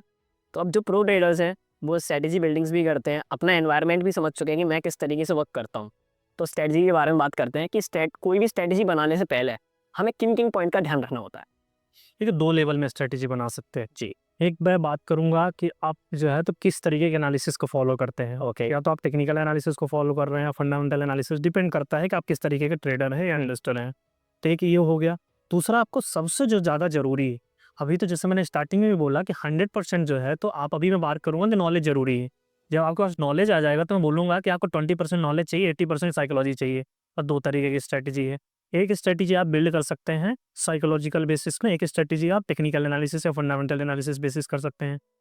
तो टेक्निकल एनालिसिस में डिपेंड करता है कि आप क्या देखते हैं, प्राइस एक्शन देख रहे हैं आप या फिर जो है तो आप जो है किसी तरीके का इंडिकेटर फॉलो करते हैं, डिपेंड करता है, उस बेसिस पे आपको बनाना पड़ेगा। दूसरी जो सबसे ज़्यादा इंपॉर्टेंट स्ट्रैटेजी जिसमें मैं जोर देता हूँ, which is the psychological basis हो। आपको क्या करना है वो अपने आप में भी स्ट्रैटेजी है। फॉर एग्जांपल आपको इंट्राडे ट्रेडिंग करनी है या फिर स्विंग ट्रेडिंग करनी है, ये एक अपने आप स्ट्रैटेजी है। तो इंट्राडे ट्रेडिंग करनी है तो इंट्राडे ट्रेडिंग में भी क्या करना है, ये अपने आप एक स्ट्रैटेजी है।